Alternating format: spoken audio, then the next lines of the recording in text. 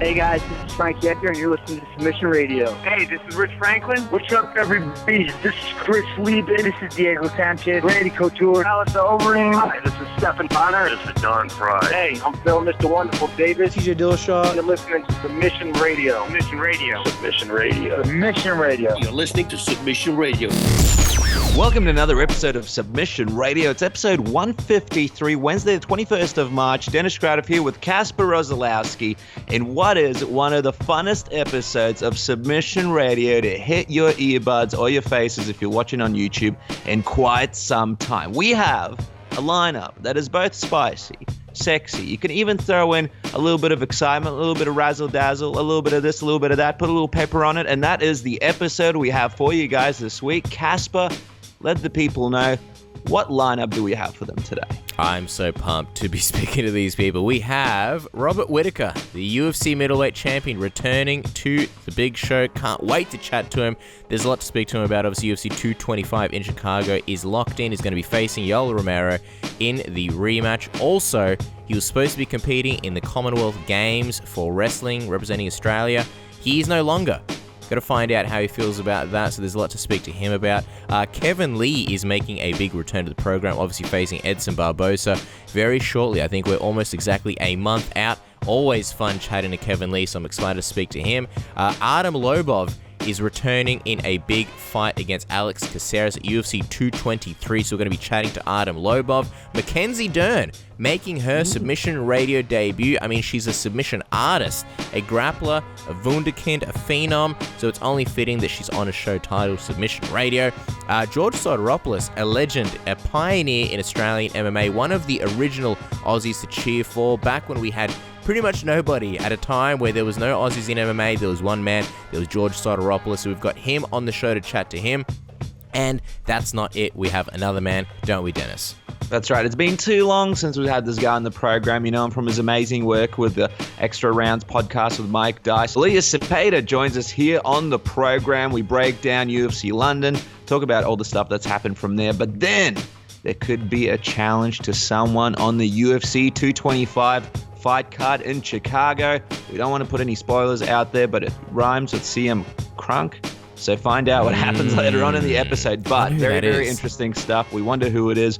Stick around. Is it Curtis Blades after he beats Overeem? Or Overeem could be Curtis Blades. Curtis? Could be Michael Jordan coming out of basketball retirement to possibly play basketball and fight MMA at the same time. There is the boxing, the chess boxing. There could be MMA basketball. Who knows? But stay to the end. Find out what happens there. And just quickly, before we move on to the episode, because there's a lot of stuff to talk about, and I mean, we have a lot of great stuff, a lot of great guests, a lot of great topics. Next week, for everybody out there that's enjoyed Submission Radio back-to-back, week by week, unfortunately, there will not be an episode of Submission Radio. This was planned for quite some time. However, no guests pulling out, no issues with the studio, but the old lady, Ash, my girlfriend, turning a big age. I'm not going to mention it, but it's a special age, and a big trip planned to Fiji, Kasper. There's going to be, I suppose, what did people do in Fiji? Sit by the beach, enjoy the water, maybe some jet skiing. I don't know. But if I come back in one piece, then the Submission Radio dream will carry on, and that dream will be a special UFC 223 preview show. So we won't be back next week, but we'll be back the week after. So you guys can look forward to Submission Radio being back, only going for 1 week. But don't get upset because we have a huge lineup for you. Again, before we go to this lineup, something else we want to touch on is there was some migration issues, and we're not talking about the gray eagle moving from the forests in Washington to the beaches of Sydney. We're talking about the podcast of Submission Radio. Unfortunately, last week we did notice there were a lot of complaints for you guys that are subscribed to iTunes. A bunch of episodes got downloaded. At first, a lot of people got excited that apparently we did about 100 episodes in 1 week. Then sadly, the realization these were all old episodes. Now, me and Kasper didn't have anything to do with this. We do work with the parent company of Podcast One, who were migrating our episodes and unfortunately made that massive mistake. When we saw it, we were frustrated ourselves. I mean, there's nothing worse than when you get a billion episodes of something downloaded to your phone, especially when it's not new, fresh, sexy episodes. We apologize to everybody out there who had to go through this. We hope you guys stay subscribed and know that this won't happen again. This is just a one-time thing, so don't expect it to happen this week. And speaking of iTunes, Cass, I mean, we always talk about iTunes reviews. There's a couple of sexy ones we can read out today. Yeah, I was going to say, thank you for sticking with us. Thank you for everybody who stayed subscribed to the show despite the migration gate of 2018. But to sort of look to a more positive side, we have been getting some great reviews. I actually want to go back in time a little bit, even to last year, read out a few of the ones that stood out to us. There's one by Fix the Controls. Title is Give These Cunts a Listen. I like it already. 5 stars from the US. Big MMA fans like you and me giving great interviews and keeping you up to date on MMA news. Thank you very much, Fix the Controls. Another one from Canada, from Rami 2085. Title, Great MMA Podcast. 5 stars. And Great Rami says, great interviews and funny hosts. Always listen to it before going to work. See, I like that. I like it when people listen to us before work, and I also like it when people listen during work. I used to work in an office with a guy, and he had one earphone in at all times. And I was like, what are you listening to? And he's like, just podcasts, just shit, just everything. I do absolutely no work here.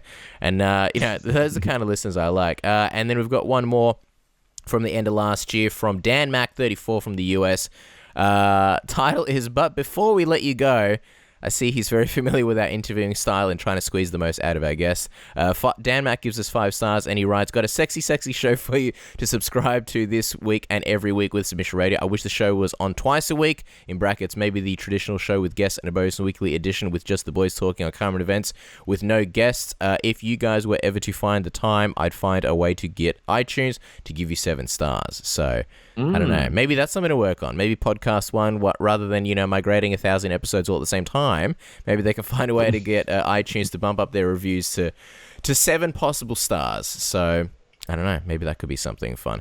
In the meantime, guys, before we cut to our first guest, just quickly, don't forget to follow us on social media at SubmissionAUS on Twitter. Feel free to tweet us. Feel free to add us. Feel free to DM us anytime. Jump on Facebook. We're very easy to find. Just type in Submission Radio at the top. And Dennis does a great job of running that page, running the social media. A lot of fun videos. There was one with Sensei Seagal, Steven Seagal, the other day. I got a laugh out of that when I saw it.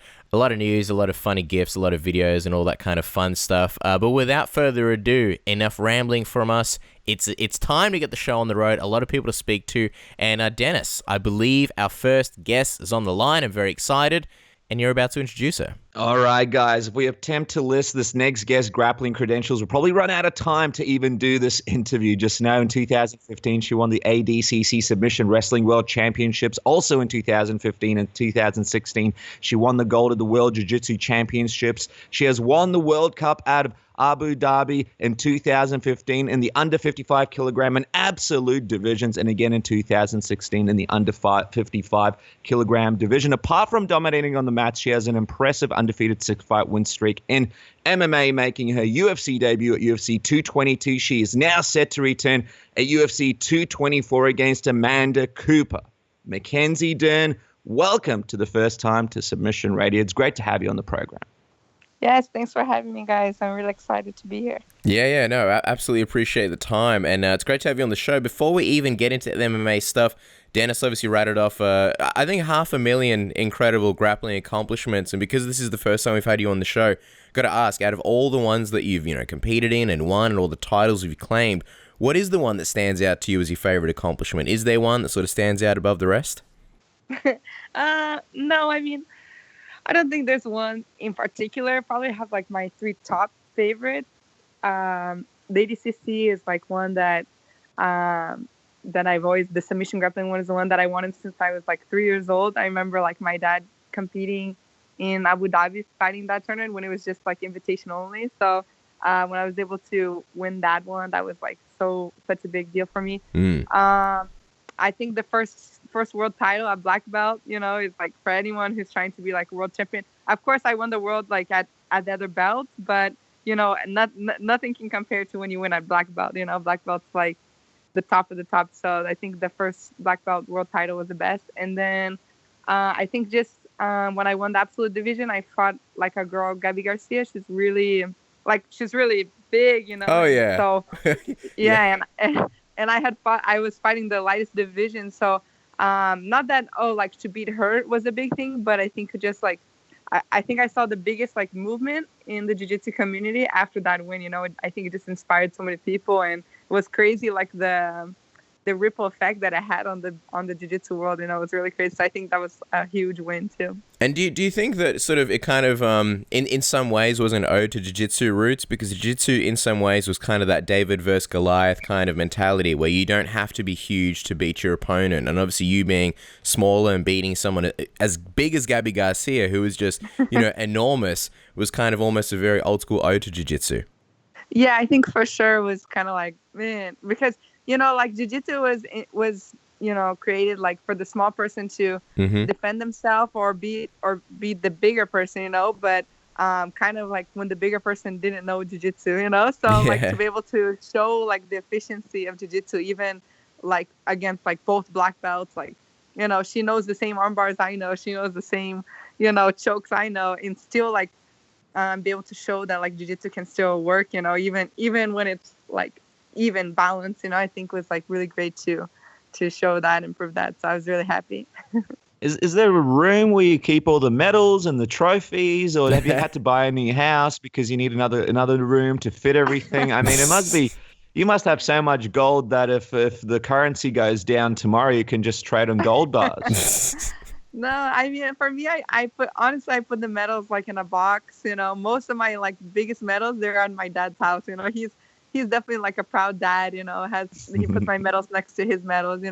Now it's kind of like I'm on like the whole MMA career, so now what I keep is like my gloves, my like this new journey thing. I have those stuff like kind of saved in my office, place. So just the medals. The thing like about jiu-jitsu is we compete every month basically, like sometimes 2-3 times a month. So I've had so many fights. People ask me like how many fights I've had in jiu-jitsu. Like, man, more than like 1,000 fights, for sure. So of course, like each medal is nice, but it's really the memory. It's like it's the whole training, everything we've been through, before doing the camp and everything that makes it all worth it. Not the medals. But my dad's so proud. He has all the medals up in his house, the most important ones. I love it. He's got a museum happening. I feel like when you made your debut at UFC 222, you should have worn all of your medals around your neck as you walked out. I reckon that would have made a good impression on the way to the octagon. Was this ever considered? No, I mean, some people like before they had the whole Reebok thing, they say like, oh, you should walk out, like in your gi, and when you could do that type of stuff, but if I wanted to stay, I think like me in general, I represent jiu-jitsu, but if I wanted to stay like just a jiu-jitsu person, I would stay in jiu-jitsu, I wouldn't get like punched in the face and doing all this stuff, so like I'm trying to represent jiu-jitsu as much as I can in MMA, but if I can get the submission, that's great, but I'm trying to stay standing up too, I'm trying like people to take me serious as like an all-around fighter and everything. Of course, I'm not like Muhammad Ali or anything right now, or anything like that. But it's a process. It takes time. It was just my first fight in the UFC.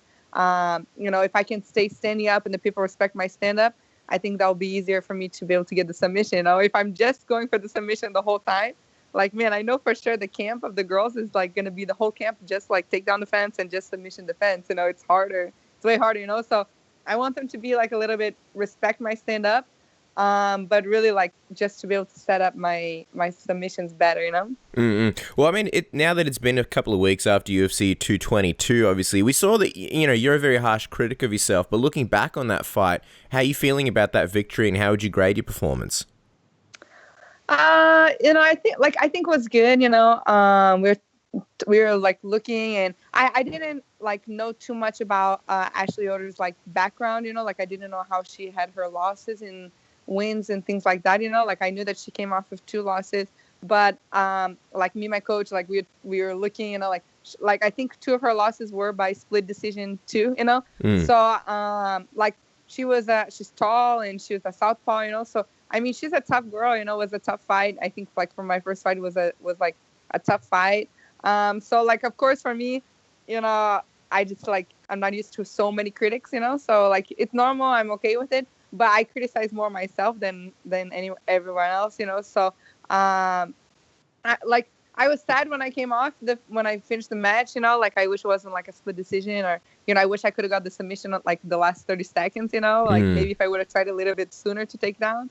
But, I feel like it was okay. I feel like the rating, like, if I could choose. I know a lot of people watch the fight. I saw like the numbers come out from like how many views and everything. So I'm happy that people like are interested to see how I'm gonna do, you know. And I think it was a good fight, you know. I think like I showed heart, and that's like the most important thing. Like I think heart is something that you can't get, you know. It's something you either have it or you don't, you know. So I think everything else, the technique and the rest is all gonna come with time. Do you go online and do you read things that people say about you, or do you go on websites and read media people's articles about their thoughts on your fight? Did you do that after UFC 222? No, I don't. I don't even look like my own comments on my Instagram. You know, I post a picture. You know, I post the stuff that I want to post. I just try and keep my mind clear. You know, I know like I have a lot of like fans and support. You know, so that's that. But I try not to look at the critics and stuff like that. I think like I'll do it myself, and I'll ask my coaches what they think and things like that. But I don't look at all this stuff. You know, it's just so much. You know. Yeah. You mentioned before the ratings that actually you mentioned before. Basically, Dave Meltzer, he reported that your fight had the highest ratings for the undercard that night. You said you were pretty happy about that. Why do you think that is? Why do you think so many people were curious about your fight? And I'm wondering if you had to guess the demographic, who do you think the people were that were tuning in? Is it the Brazilian Jiu-Jitsu community? Is it the people that used to watch you in LFA? And who do you think it was? And why do you think you have that, I guess, connection with the fans? I don't know, really. I think for sure probably the Brazilian Jiu-Jitsu community. We have out of a lot of the fighters. I'm one of the only fighters that came. Like I'm not in this whole journey by myself. I'm coming with a whole community with me. So I think for sure there are a lot of the Jiu-Jitsu community that were tuning in to see how I was gonna do, like cheering and stuff. But I think too, thankfully, I had a lot of promotion from the UFC. I think they were excited to see, to have like a jiu-jitsu person. They don't have any women. Like they have Demian Maia, they had BJ Penn, Jacare Souza. They have like Fabrício Vidal, a lot of like guys in jiu-jitsu. But I'm the first woman like Brazilian jiu-jitsu world champion to be in UFC. And so I think they're excited. The promotion that they did too got people excited. What's crazy, after the fight, I went to the gym, LA Fitness, and tons of people were like, "Hey, you're a fighter!" It's way more than what it was from just from one day to the next. So I'm like, man, it's different. It's definitely a new scene. It's a way bigger stage that you're fighting on. You mentioned how, you're one of the only sort of high-level female submission artists in the UFC, unlike, say the guys with Demian Maia and other people like that. With the UFC, it's no secret they're starving for stars. And even though your career, especially in MMA, it's still early days, very much in its infancy, do you think the UFC kind of have these hopes for you where they hope that maybe you'll become another Ronda Rousey? Because obviously there's been comparisons between you and her for a long time, just because obviously, she had great submissions, you have great submissions, and the UFC kind of like to put people in a box and sort of put them on a certain trajectory. Do you sort of get that feeling a little bit as well? Yeah, I think so. I think for sure, but I don't think in a bad way. I think it's good for both. I think it's good for them. I'm half Brazilian, half American. I have the support from the two biggest countries in MMA. So it's like, man, And I think even if people want to see me win or if they want to see me lose, it doesn't matter if they want to see they're just excited to see what will happen. Okay, will they stop the hype train? No, will they keep going? So I think definitely for sure the UFC is taking advantage of that. I think if they can see Royce Gracie, he was the original UFC champion, was able to submit all these people. So I think kind of comes back to the roots of MMA. It just is really inspiring for people. Of course, knockouts are nice. People like to see knockouts and crazy fights. But when you see this little girl go into the fight and is able to take some punches, take to the ground and submit, I think it's exciting too for people. So I think for sure the UFC is kind of hoping that this will happen. That. I can just get a lot of the public. I have tons of fans in Ireland. We were just looking at that. I have tons of fans in Ireland too. So I'm like, man, that's awesome. I'm glad that people can connect with me and that they're supporting me or just excited to see what's going to happen in my career.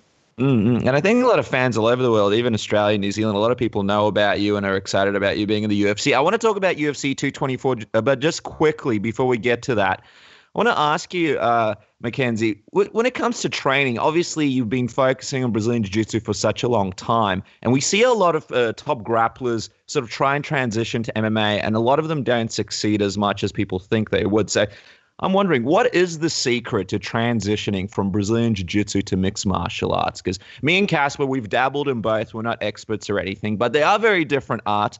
And at the level that you're at with Brazilian Jiu-Jitsu, is it a point where you're just primarily focused on stand-up, or how much time do you still spend on your Brazilian Jiu-Jitsu? And is it hard for you because you love Jiu-Jitsu so much to sort of, I suppose, spend time away from it trying to focus on all the other parts of being an MMA fighter? Yeah, it was so hard for me. Even like all of 2017, basically, I was like doing MMA, but still trying to compete Jiu-Jitsu at the same time. And it was so hard, because like I wasn't able to like give it up 100%. I was like, no, okay, I can still compete Jiu-Jitsu, But now I like see, okay, no, you have to be 100%. Like you always have to dedicate yourself 100% to whatever you do, So now that I'm in the UFC and everything, I already like made the decision to completely concentrate on MMA. But I think for sure, yeah, the stand-up. Me as like a Jiu-Jitsu person, you see like Rose and some of these girls doing like flying arm bars and things like that. Like that's kind of a little bit my style in Jiu-Jitsu, So it's a little bit like strange, that I'm training so much my stand-up. Then when I get to the fight, I'm doing stand-up when really I want to do like flying arm bars and the stuff that I'm used to do. But I think when I took a little bit time off from training my Jiu-Jitsu, that confidence and stuff, it goes down a little bit. So lately, like since I started to go to the UFC, I'm training with Leo Vieira in California, checkmat. I'm just trying to work my Jiu-Jitsu so much, because when you're competing like at World Championships, your level is like the best level can be, So obviously when I stop to compete, the level can go down. So I'm training a lot my Jiu-Jitsu, but I think the most important thing it really is like the transition, not to be just the ground and not to be stand-up. It's like the hard part, like the cage work and the wrestling. That's the hardest part, I think, to be able to do the transition part, because to stay there and just to bite on your mouth guard and punch, you can do it, but it's a little risky, like maybe just one shot can get in and can stop the fight, and to be on the ground, I don't think any of the girls will ever have like the ground game like me, they'll have to be training like 25 years to get the Jiu-Jitsu experience like I have, but it's like that whole transition, the girls in MMA, they have good like takedown defense. They know how to work on the cage, so that's the biggest part to get used to doing the transition part. Yeah, absolutely. Now, just quickly on that, I imagine it would have been super humbling that first time when you sort of learned striking, where in Brazilian Jiu-Jitsu, you were like a god, you were the big kid on the block, and, you were so experienced, and then sort of going to striking and starting from, the very beginning, and sort of, it would have felt like a bit of being a wipeout again. Did you have that kind of moment? Yeah, that was the best part about it, That was your favorite part? Yeah, because like on black belt, of course, like when you're black belt, it's fun, but like I was kind of missing like that learning, like to feel like you're getting better, you kind of hit like a plateau a little bit. Mm-hmm. And so like when I got back to like, feel like a white belt, it's fun, it's fun. Like 1 week you're learning like all these new combinations. And then the next week you're able to like, they work in the sparring, you're like, man, you feel yourself getting better, and that's really motivating. It's hard to keep the motivation so much like when you're just going like plateau at the same thing, so like, one more title isn't gonna make like too much of a big difference anymore, like if you're a 5-time world champion or a 4-time world champion, for me, it's of course it's good, I'm not gonna complain about being a world champion, but yeah, I want to always keep getting better. You're never like perfect, you can always keep getting better. So to come back to the like white belt feeling and feeling myself getting better was like a lot of good. It was really good motivation for me. I really liked it. And of course, you are coming back at UFC 224. It's a pretty quick turnaround. We know a big part of this, the decision had to be the opportunity to fight in Brazil. People might not know, but you speak fluent Portuguese, and you kind of went back and forth between there very regularly through your younger years. So tell us, what does it feel like to be on a big pay-per-view card in Brazil? I mean, it must mean a great deal for yourself and your family. Oh man, I'm so excited about it. Like you said, it was exactly that. Like when I saw that they would have like the card in Brazil and Rio, Yeah, and like not even just in Brazil, but like specifically in Rio, was so great. I was like, man, like we have to get on that card. They asked me if I wanted to be. I said yes, of course. So I'm really excited for. I think will be like really great fights. Everyone else had Vitor Belfort, Lyoto Machida, Amanda Nunes.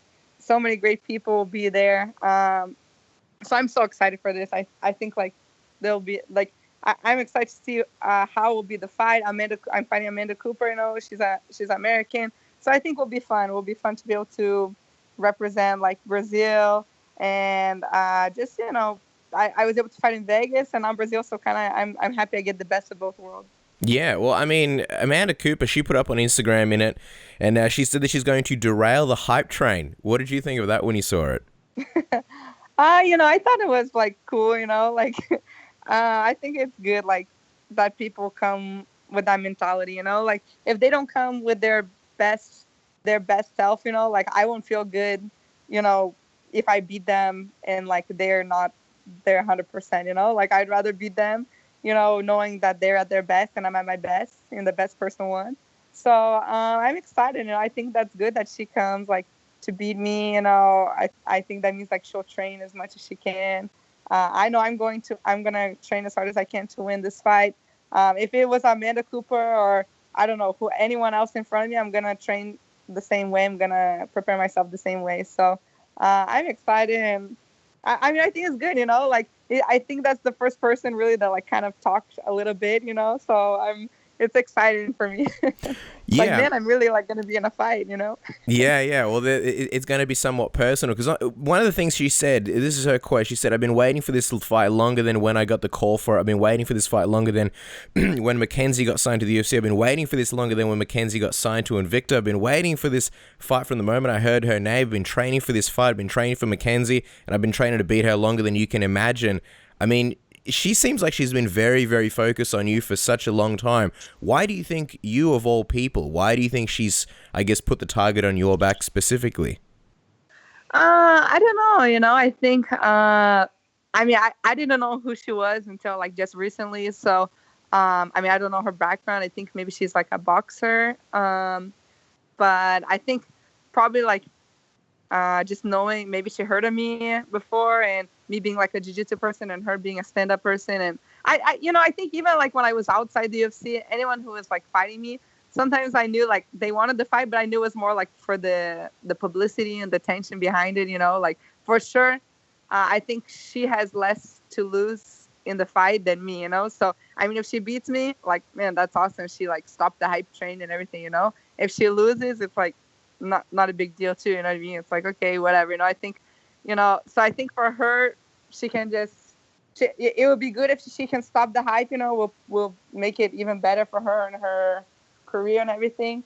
But yeah, like I said, I didn't really know anything about her before. So, I mean, I kind of take it as a compliment, that she had heard about me and that she was training for me. I think that's great. It's got a really real kind of law and order. She might have a shrine with your photos all over the wall at some part of her house vibe to it. So that was why we wanted to pick up that quote. I don't think I've ever heard a quote so interesting before. Anyway, we are running out of time. So quickly, as we finish up, Mackenzie, how do you see this fight going with Amanda? What's your prediction for UFC 224 to get everybody excited? Yeah, I know she has like 2 losses by submission, So I definitely know like the girls that she fought before, submission-wise, weren't as good as I am on the ground. So I think this fight's gonna end in submission. And my goal this fight is not to be too much standing up. I don't want to stay too much standing. I want to get the submission in Brazil, show like the real Brazilian Jiu-Jitsu. So I'm gonna say like submission. All right, well, there we go. A vintage Mackenzie Dern performance coming up at UFC 224 in Brazil. Guys, don't forget to follow Mackenzie Dern on Twitter at Mackenzie Dern, and of course on Instagram as well. And see her fight, Amanda Bobby Cooper, at UFC 224 on May 12th. And it's going to be May 13th here in Australia and New Zealand due to the time difference. Mackenzie, a pleasure chatting to you. Thank you so much for coming on the program. We look forward to speaking to you hopefully many times in the future. Good luck at UFC 224, and thank you so much for your time. Yeah, thank you guys so much. I've been to Australia a couple times, like Perth, Melbourne, Sydney. So I hope to come back soon and maybe see you guys in person there in Australia. Absolutely. We'd love to have you. Thank you so much. Appreciate it. Thank you. Bye-bye. This is Chael Sonnen, and you are listening to Submission Radio. All right, guys. Our next guest is returning to take on Alex Caceres at the stacked UFC 223, a man known for his warrior spirit and his heart. You can't stop the Siberian Express. Choo-choo, motherfuckers. It is the one and only Artem Lobov. Artem, welcome back to Submission Radio. How are you? What's up, guys? I'm doing good. Thanks for having me back. Thanks for joining us. Now, that choo-choo motherfuckers moment, I mean, that was an absolute classic. You have to tell us, where did you come up with that? I don't know why. I guess I just thought, the Siberian Express thing, the whole from Yeah. Rocky, and then the choo-choo motherfuckers, I just sort of came up with it myself, so. I love it. That was one of my favorite moments. We were watching that video the other day, just saying this is the greatest thing. Anything similar planned for UFC 223? I know it's a spur of the moment thing, but do you think there's any chance something like that will happen again? Yeah, I mean, you never know, just that was something that just popped into my head last second. I had a bit of an issue with the weight cut the last time. Mm-hmm. The bath in the hotel, was really, really small, and I kind of didn't really check it until the time it was to cut weight, and then I realized it was way too small, and I had to go into the sauna, which was across the street, and I couldn't get in, and that slowed me down, and I was not feeling great, obviously, dieting and not drinking, and then trying to cut weight. So then when I finally, made it and weighed in, this just kind of popped into my head, and I just shouted it out, and that was it. It was the culmination of a big trip and adventure on the way to the scales. And by the way, the internet loves you, Artem, and the fans always refer to you as the GOAT whenever anybody mentions the GOAT. They always kind of bring up your name. Have you seen this? And when did you think this kind of first started? If you do kind of see it from time to time? Yeah, I've started a while ago now at this stage, to be honest. I mean, I'm not really sure when exactly it started, but it's been like this for a while. Yeah, I say it all the time. It's kind of funny, but I'm gonna keep working, and hopefully, in the future it might not be a joke anymore. I mean, I'm not sure about the greatest of all time, but I certainly will be. Will do everything in my power to enter the history books and do something impressive and something that people will remember for a long, long time. Yeah, absolutely. I mean, let's obviously the first step is here at UFC 223. It's great that this is happening because after the Andre Fili loss, it kind of sounded like you were contemplating retirement. What was the thought process there, Artem, and why did you consider retirement, and how close were you to hanging it up for a moment? To be honest, I didn't really consider retirement as such. I mean, I don't think I could ever stop fighting. I mean, I just absolutely love fighting. If I could, I would be fighting every weekend. When I first started fighting, I had about 4 fights in like 12 weeks. And I could have had more. There was just no more fights to have, I love it, and I always done it. I've never turned down a fight, whenever there was an offer, I fought. I remember one guy of the gym, calculated saying that on average I used to fight every 41 days. Wow.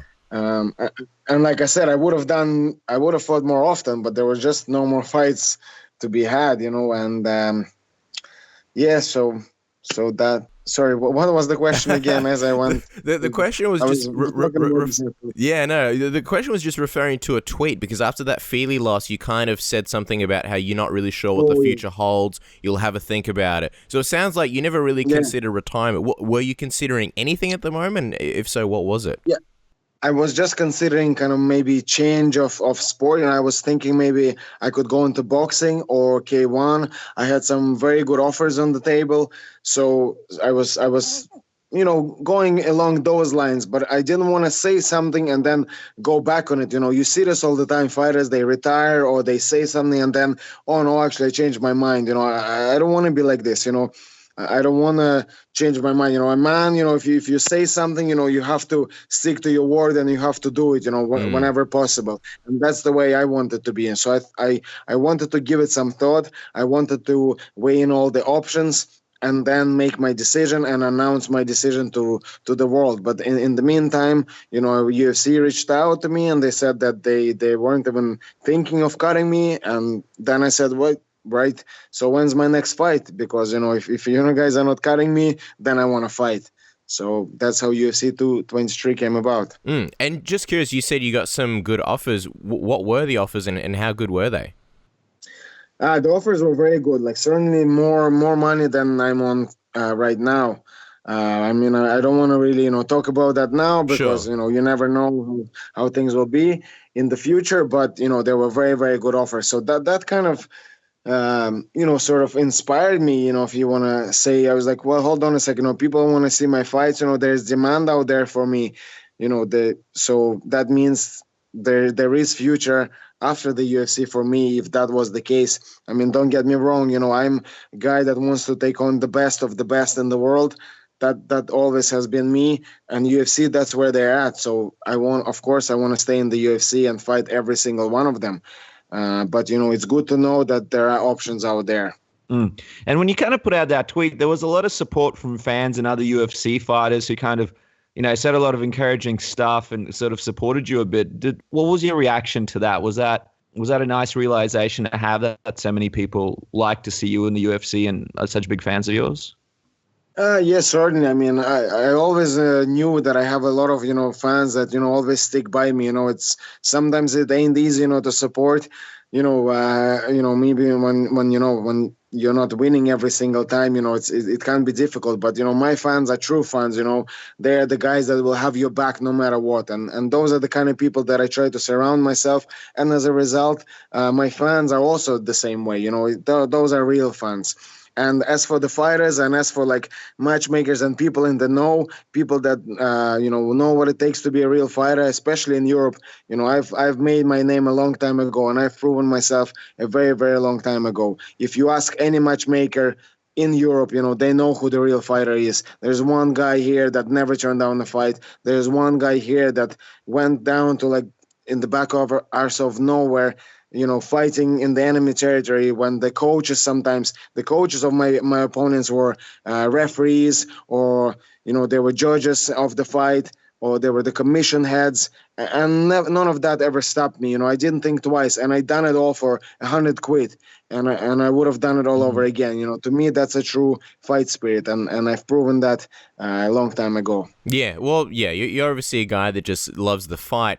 And, when the UFC did contact you and say that, they weren't cutting you and they're going to give you another fight. Because here's the thing, in November, you were very honest and said that it's only fair that you get cut after the Feely loss. And we spoke about it on the show, and we said how, if that would have happened, that'd be unfortunate. But the thing we love about you is just how honest you are and how, you don't bullshit. You're just very honest about, even when you're assessing yourself. When they did say they're not cutting you, what was your reaction? Were you relieved?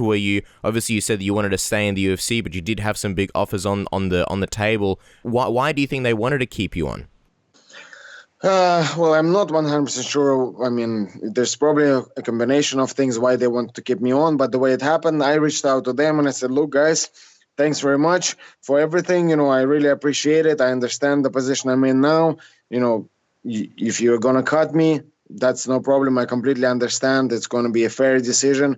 And, I've made my peace with it. Just let me know now. Don't kind of keep me waiting and then cut me because I want to carry on fighting. And then straight away, they just responded saying, look, we are not even planning. We didn't even think of cutting you. And then I said, wait, so, give me a fight. And as to why they didn't cut me, like I said, I always say it's probably a combination of things. Of course, Conor probably plays a big part of it. He comes to my fights. I'm sure UFC are happy to see that. My fights are always exciting. Fans, they love watching my fights. It's never a boring fight, which is huge, which counts for a lot in this sport. At the end of the day, this is entertainment sport, and you have to be entertaining. When everyone is bored, it's not good for anyone. So, like I said, it's a combination of all those things. Absolutely. And I mean, the incredible heart and the entertainment that you bring in your fights is definitely one of the reasons they kept you around. So let's talk about UFC 223 because, I mean, it's not too far away. It's a really, really big card. Obviously, some big matchups on this card. What do you think of Alex as an opponent, and how do you match up against him?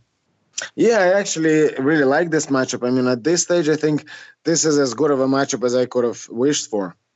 I know he fought at 135 before, so to me that means he's not that big of a featherweight. So it's always a good thing, especially in the wrestling. If he's going to try and take me down, he's probably going to struggle. This fight is probably going to be very similar to my fight against My fight in Buff was just, the name just slipped out of my head now. The Japanese guy that I fought from Team Alpha Male. Ishihara. Ishihara, yeah, Teruto Ishihara, yeah. Apologies, just his name popped out of my head. Yeah.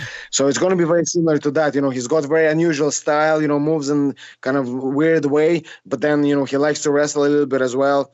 And you've seen Ishihara try to take me down, and he wasn't able to. He was just too small, and I was too strong for him. I see it going kind of the same way in this fight. So I really like the matchup. I think I probably will come in a little bit tighter than usual, just because even the Philly fight, I really enjoyed the way it was going. I was happy with the way it was going. He tried to take me down in the first round, and I defended all the takedowns. And I was stalking him. I was pressing him. He was backing up. But then I just got a little bit too relaxed, maybe, and my hands were a bit too low, and I ended up eating that head kick, and it was kind of hard to recover from then on. So maybe this time I will come in a little bit tighter, maybe hands a little bit higher, and at least at the beginning of the round, and then see how it goes from there.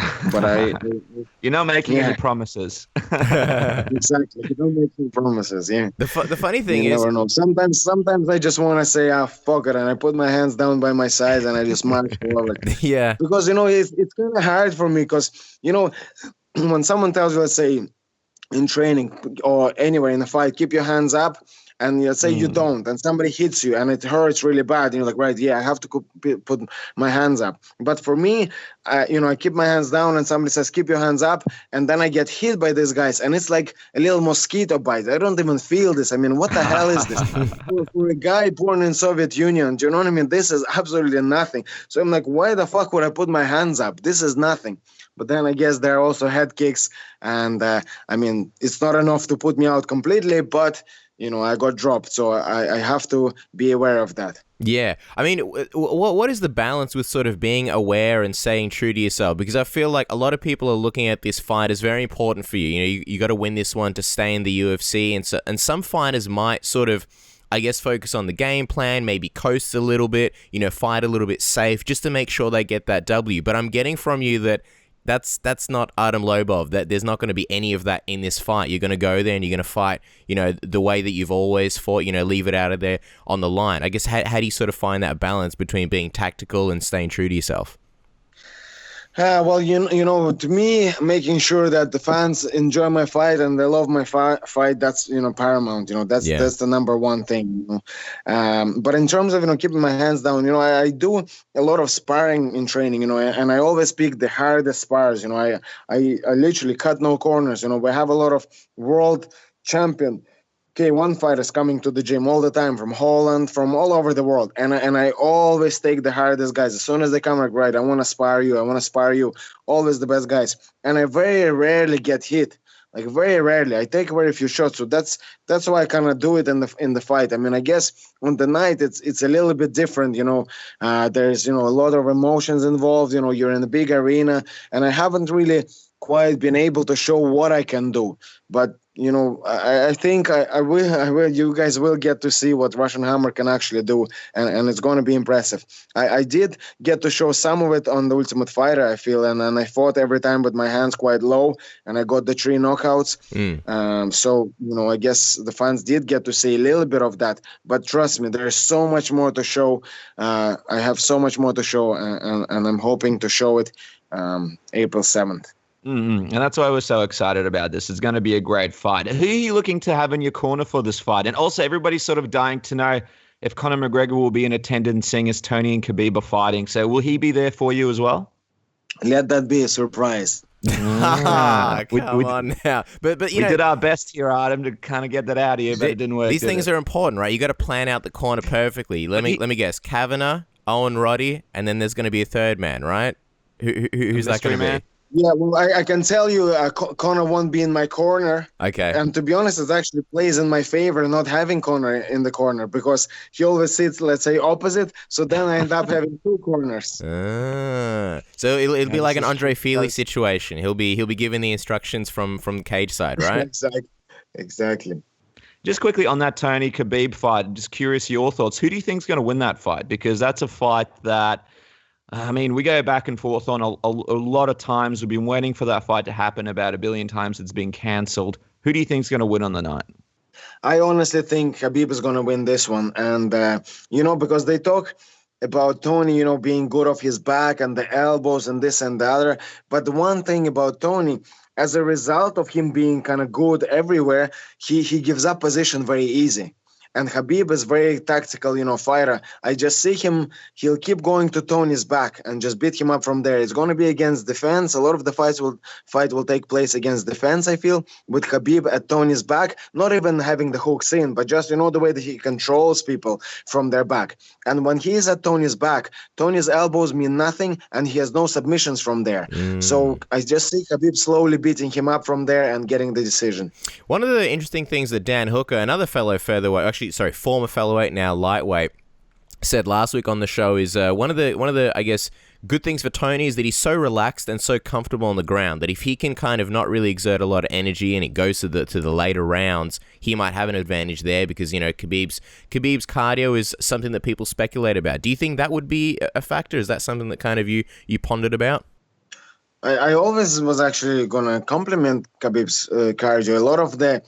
A lot of the good wrestlers, that's their problem. They shoot in and they look great in the first round and then they tire out and they can't take guys down. But that's not something that Khabib ever had an issue with. He is able to, still wrestle and take guys down as the fight progresses. So I don't really see that as being an issue. And especially, like I said, if he's at Tony's back, then Tony is doing all the work. And Khabib is just, laying on him and wearing him out and making him carry his weight. So I don't see that as being an issue.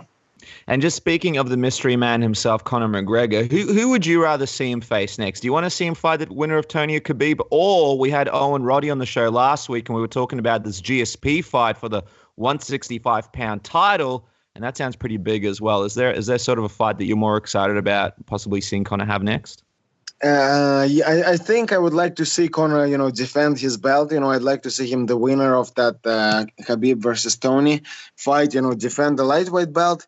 And then from then on, he can go and fight a 165 belt as well, if that was offered. Mm-hmm.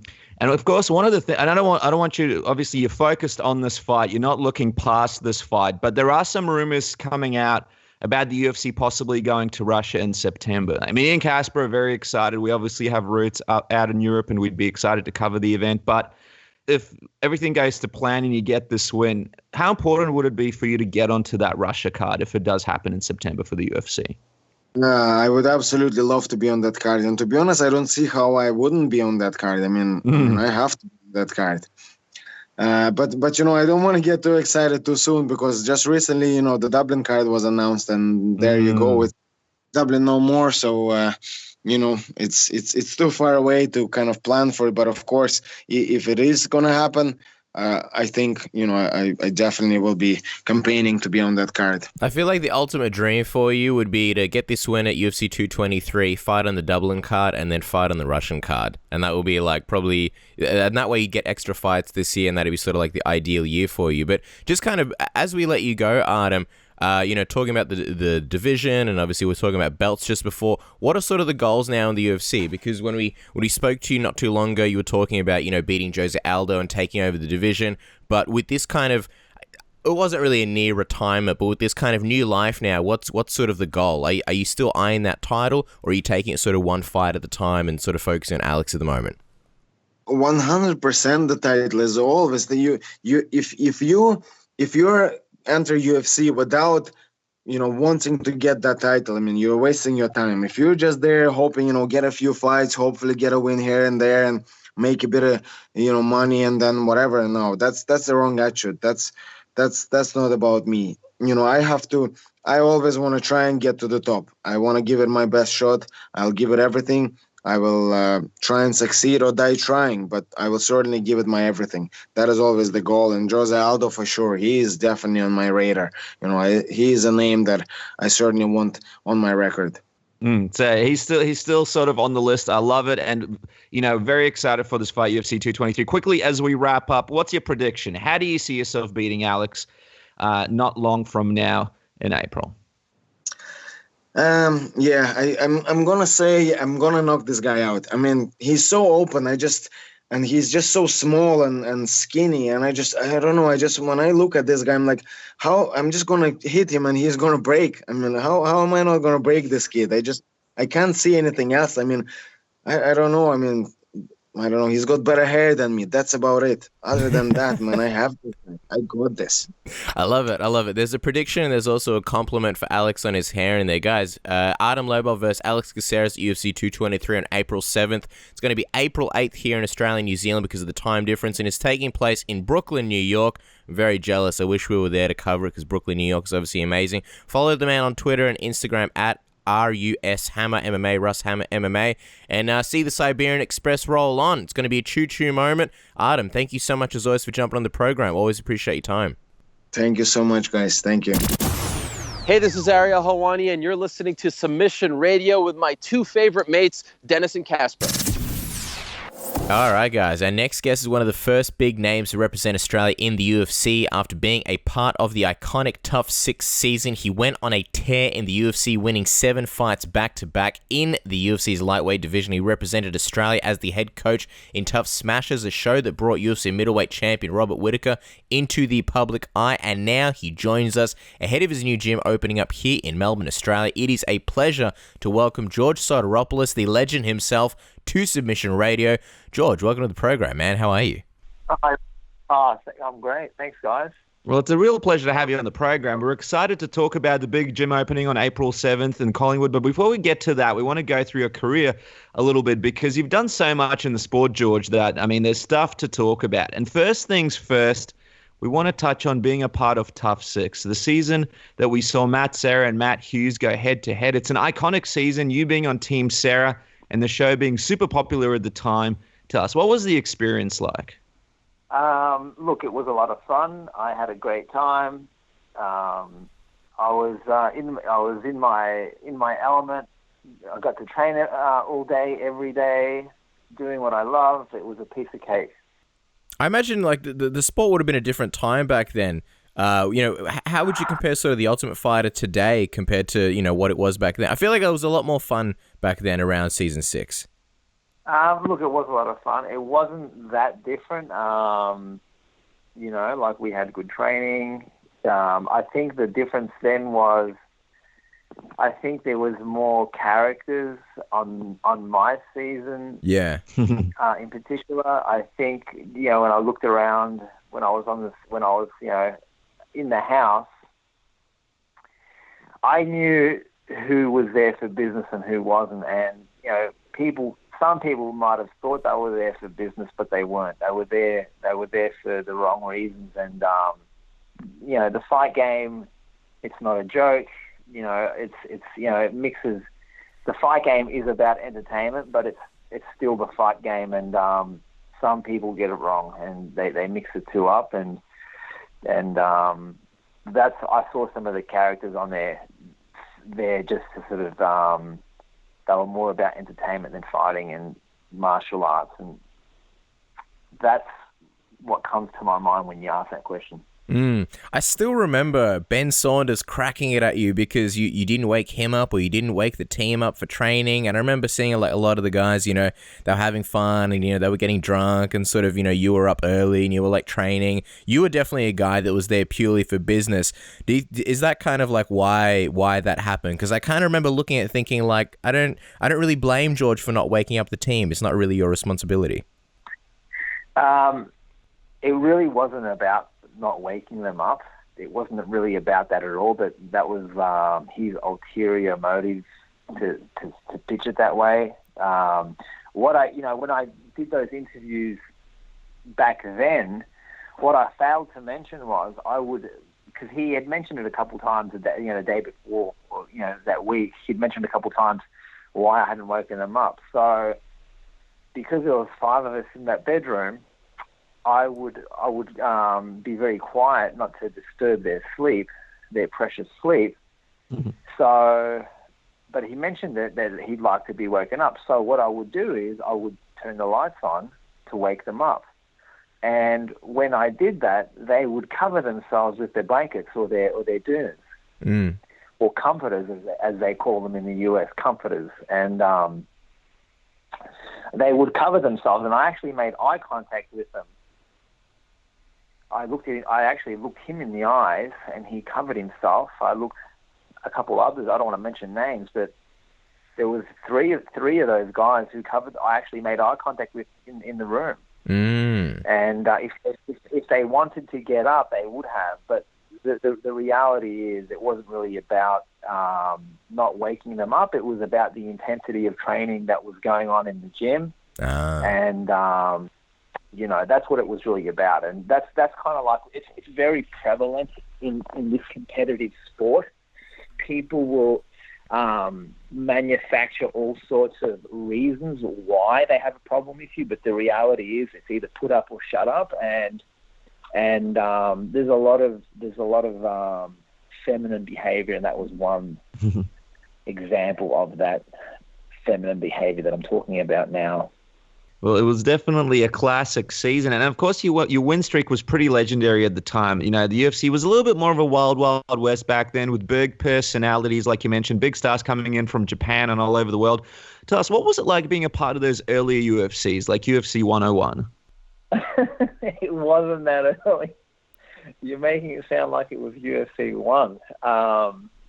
It was like UFC 1 to us, but back then I feel like now with like Reebok, it's a bit more kind of like a bit more, I guess, a bit different. Do you remember Akihiro Gono's entrance? That was crazy. And you had all these crazy entrances. Hey mate, you always get those guys, Gono, and there was also a guy in Japan. I forget his name. Ian Schaffer knocked him out with the spinning back kick. He had his own. Nice entrances as well. But, I mean, again, that's theatrics, that's entertainment, and you're going to have people who do that sort of stuff. And that's pretty cool for the sport. I like that sort of stuff, but it's not what I'm about, and it's not what most guys are about, Just like Conor McGregor, what he does is entertaining. It's a little more in your face and fight-related than some of those fancy entrances. Yeah. Well, I mean, Dennis mentioned the streak earlier. One of the fights that you won along the way was at UFC 110. And for those outside of Australia who don't maybe remember UFC 110, it was a huge moment for fans here. So obviously, the UFC put on an amazing pay-per-view card in Sydney. Fights on the card included Cro Cop beating Anthony Perosh, Cain Velasquez beating Big Nog at arguably, the peak of his popularity, Michael Bisping fighting Vanderlei Silva, and then right bang, smack in the middle of the main card, third fight from the top, you fighting Joe Daddy Stevenson, which at the time was a really, really huge fight, and a fight that you won. Talk us through that amazing experience. What I guess were your memories from that one? Yeah, no, that was a good fight. I came in with the mindset that I was going to bring my best to that fight, and Joe Stevens, he was tough. Joe Stevenson was tough, and he was very he was a grinder. He had it, and I knew that, but so was I. And I don't know what I think he was the favorite, but it was a close fight, but I got the decision, thankfully. But I think I did enough to win. But at the same time, it wasn't. I don't think I disseminated him or dismantled him, but it was. I did enough to control the fight, control the striking, control what was happening on the ground. Even there was a few takedowns. I got a couple. He got a couple. Like it was just a good display of everything. And I mean, just the fight itself and the media coverage for it was huge. It was kind of, from what we remember, kind of the first time that the UFC kind of crossed into the mainstream channels here in Australia. And I think you were kind of at the forefront of that, especially after the win. I think a lot of big channels covered that win, a lot of big news outlets covered that win. What was that sort of situation like for you? Because it was almost like a full circle moment where you come back home and you kind of the face of this thing for a lot of media outlets, and a lot of people were very excited to have you represent Australia on the card. Yeah, look, it was great for me. I was doing what I was doing regardless. Like I was in my mode of training and fighting, and UFC 10 came along. It's not like I came along to UFC 110. No, it was the other way around. I was still in my world of training morning, noon, and night. Living in the US. Traveling all over the country to different places to train. Living in different places. Like, it was just, I was all over the place. Traveling from New York to California to Vegas. I was doing all sorts of like trips and drives, and I was just doing that for years and years and years. And I went from Japan, from Australia to Japan to the US. So I was just constantly on the grind. I was constantly training. I didn't really have time to see what was going on around me. It was just like I was just training and then going to these events. And it was kind of like when I left Australia, that's what I was doing. I was competing in grappling tournaments. I was competing in wrestling, boxing, MMA. I fought in Guam, Japan, South Korea. Then I got into the Ultimate Fighter. It was literally one event after the next, and it was grueling. It was exhausting, and I was constantly on the move, constantly relocating, trying to find my way, trying to look for the best place to train, and these events were just there along the way. Mm. It almost sounds like, you never really got the opportunity to sort of take a step back and realize that for a long time you were the face of Aussie MMA, at least, in the UFC. Like, now there's a whole bunch of Aussies to cheer from, but at the time there wasn't really any. Elvis Sinisic wasn't competing anymore in the UFC, and there was only you, and you're obviously, doing great things. Have you had a chance to sort of look back on some of those moments since then and sort of realize, I guess, how much you did at that time? Yeah, like now I can see it. At the time I couldn't see it because for me every day was fighting and training and fighting. Mm. And it was basically, all I was doing was going to the gym, eating, resting and sleeping. That was my life. And I did it on a daily grind and I loved it, and it was a lot of fun. And so that's why it was like a party that never stopped. I mean, another highlight in your career was coaching Team Australia in Tough Smashes. What did you think of the experience of being sort of the face of that and sort of the head coach? And you had Robert Whittaker on your team. Did you have a feeling that he'd go on to be such a massive star and world champion one day? Look, I knew he was good. I didn't know how far he'd go because I didn't have that expectation of anybody. Everybody all the coaches knew he had potential. I could see it when they would talk to him, when they would talk about him. Others would talk to me about him. So people had this expectation that he would do good things, and he rose to the occasion and did. Mm.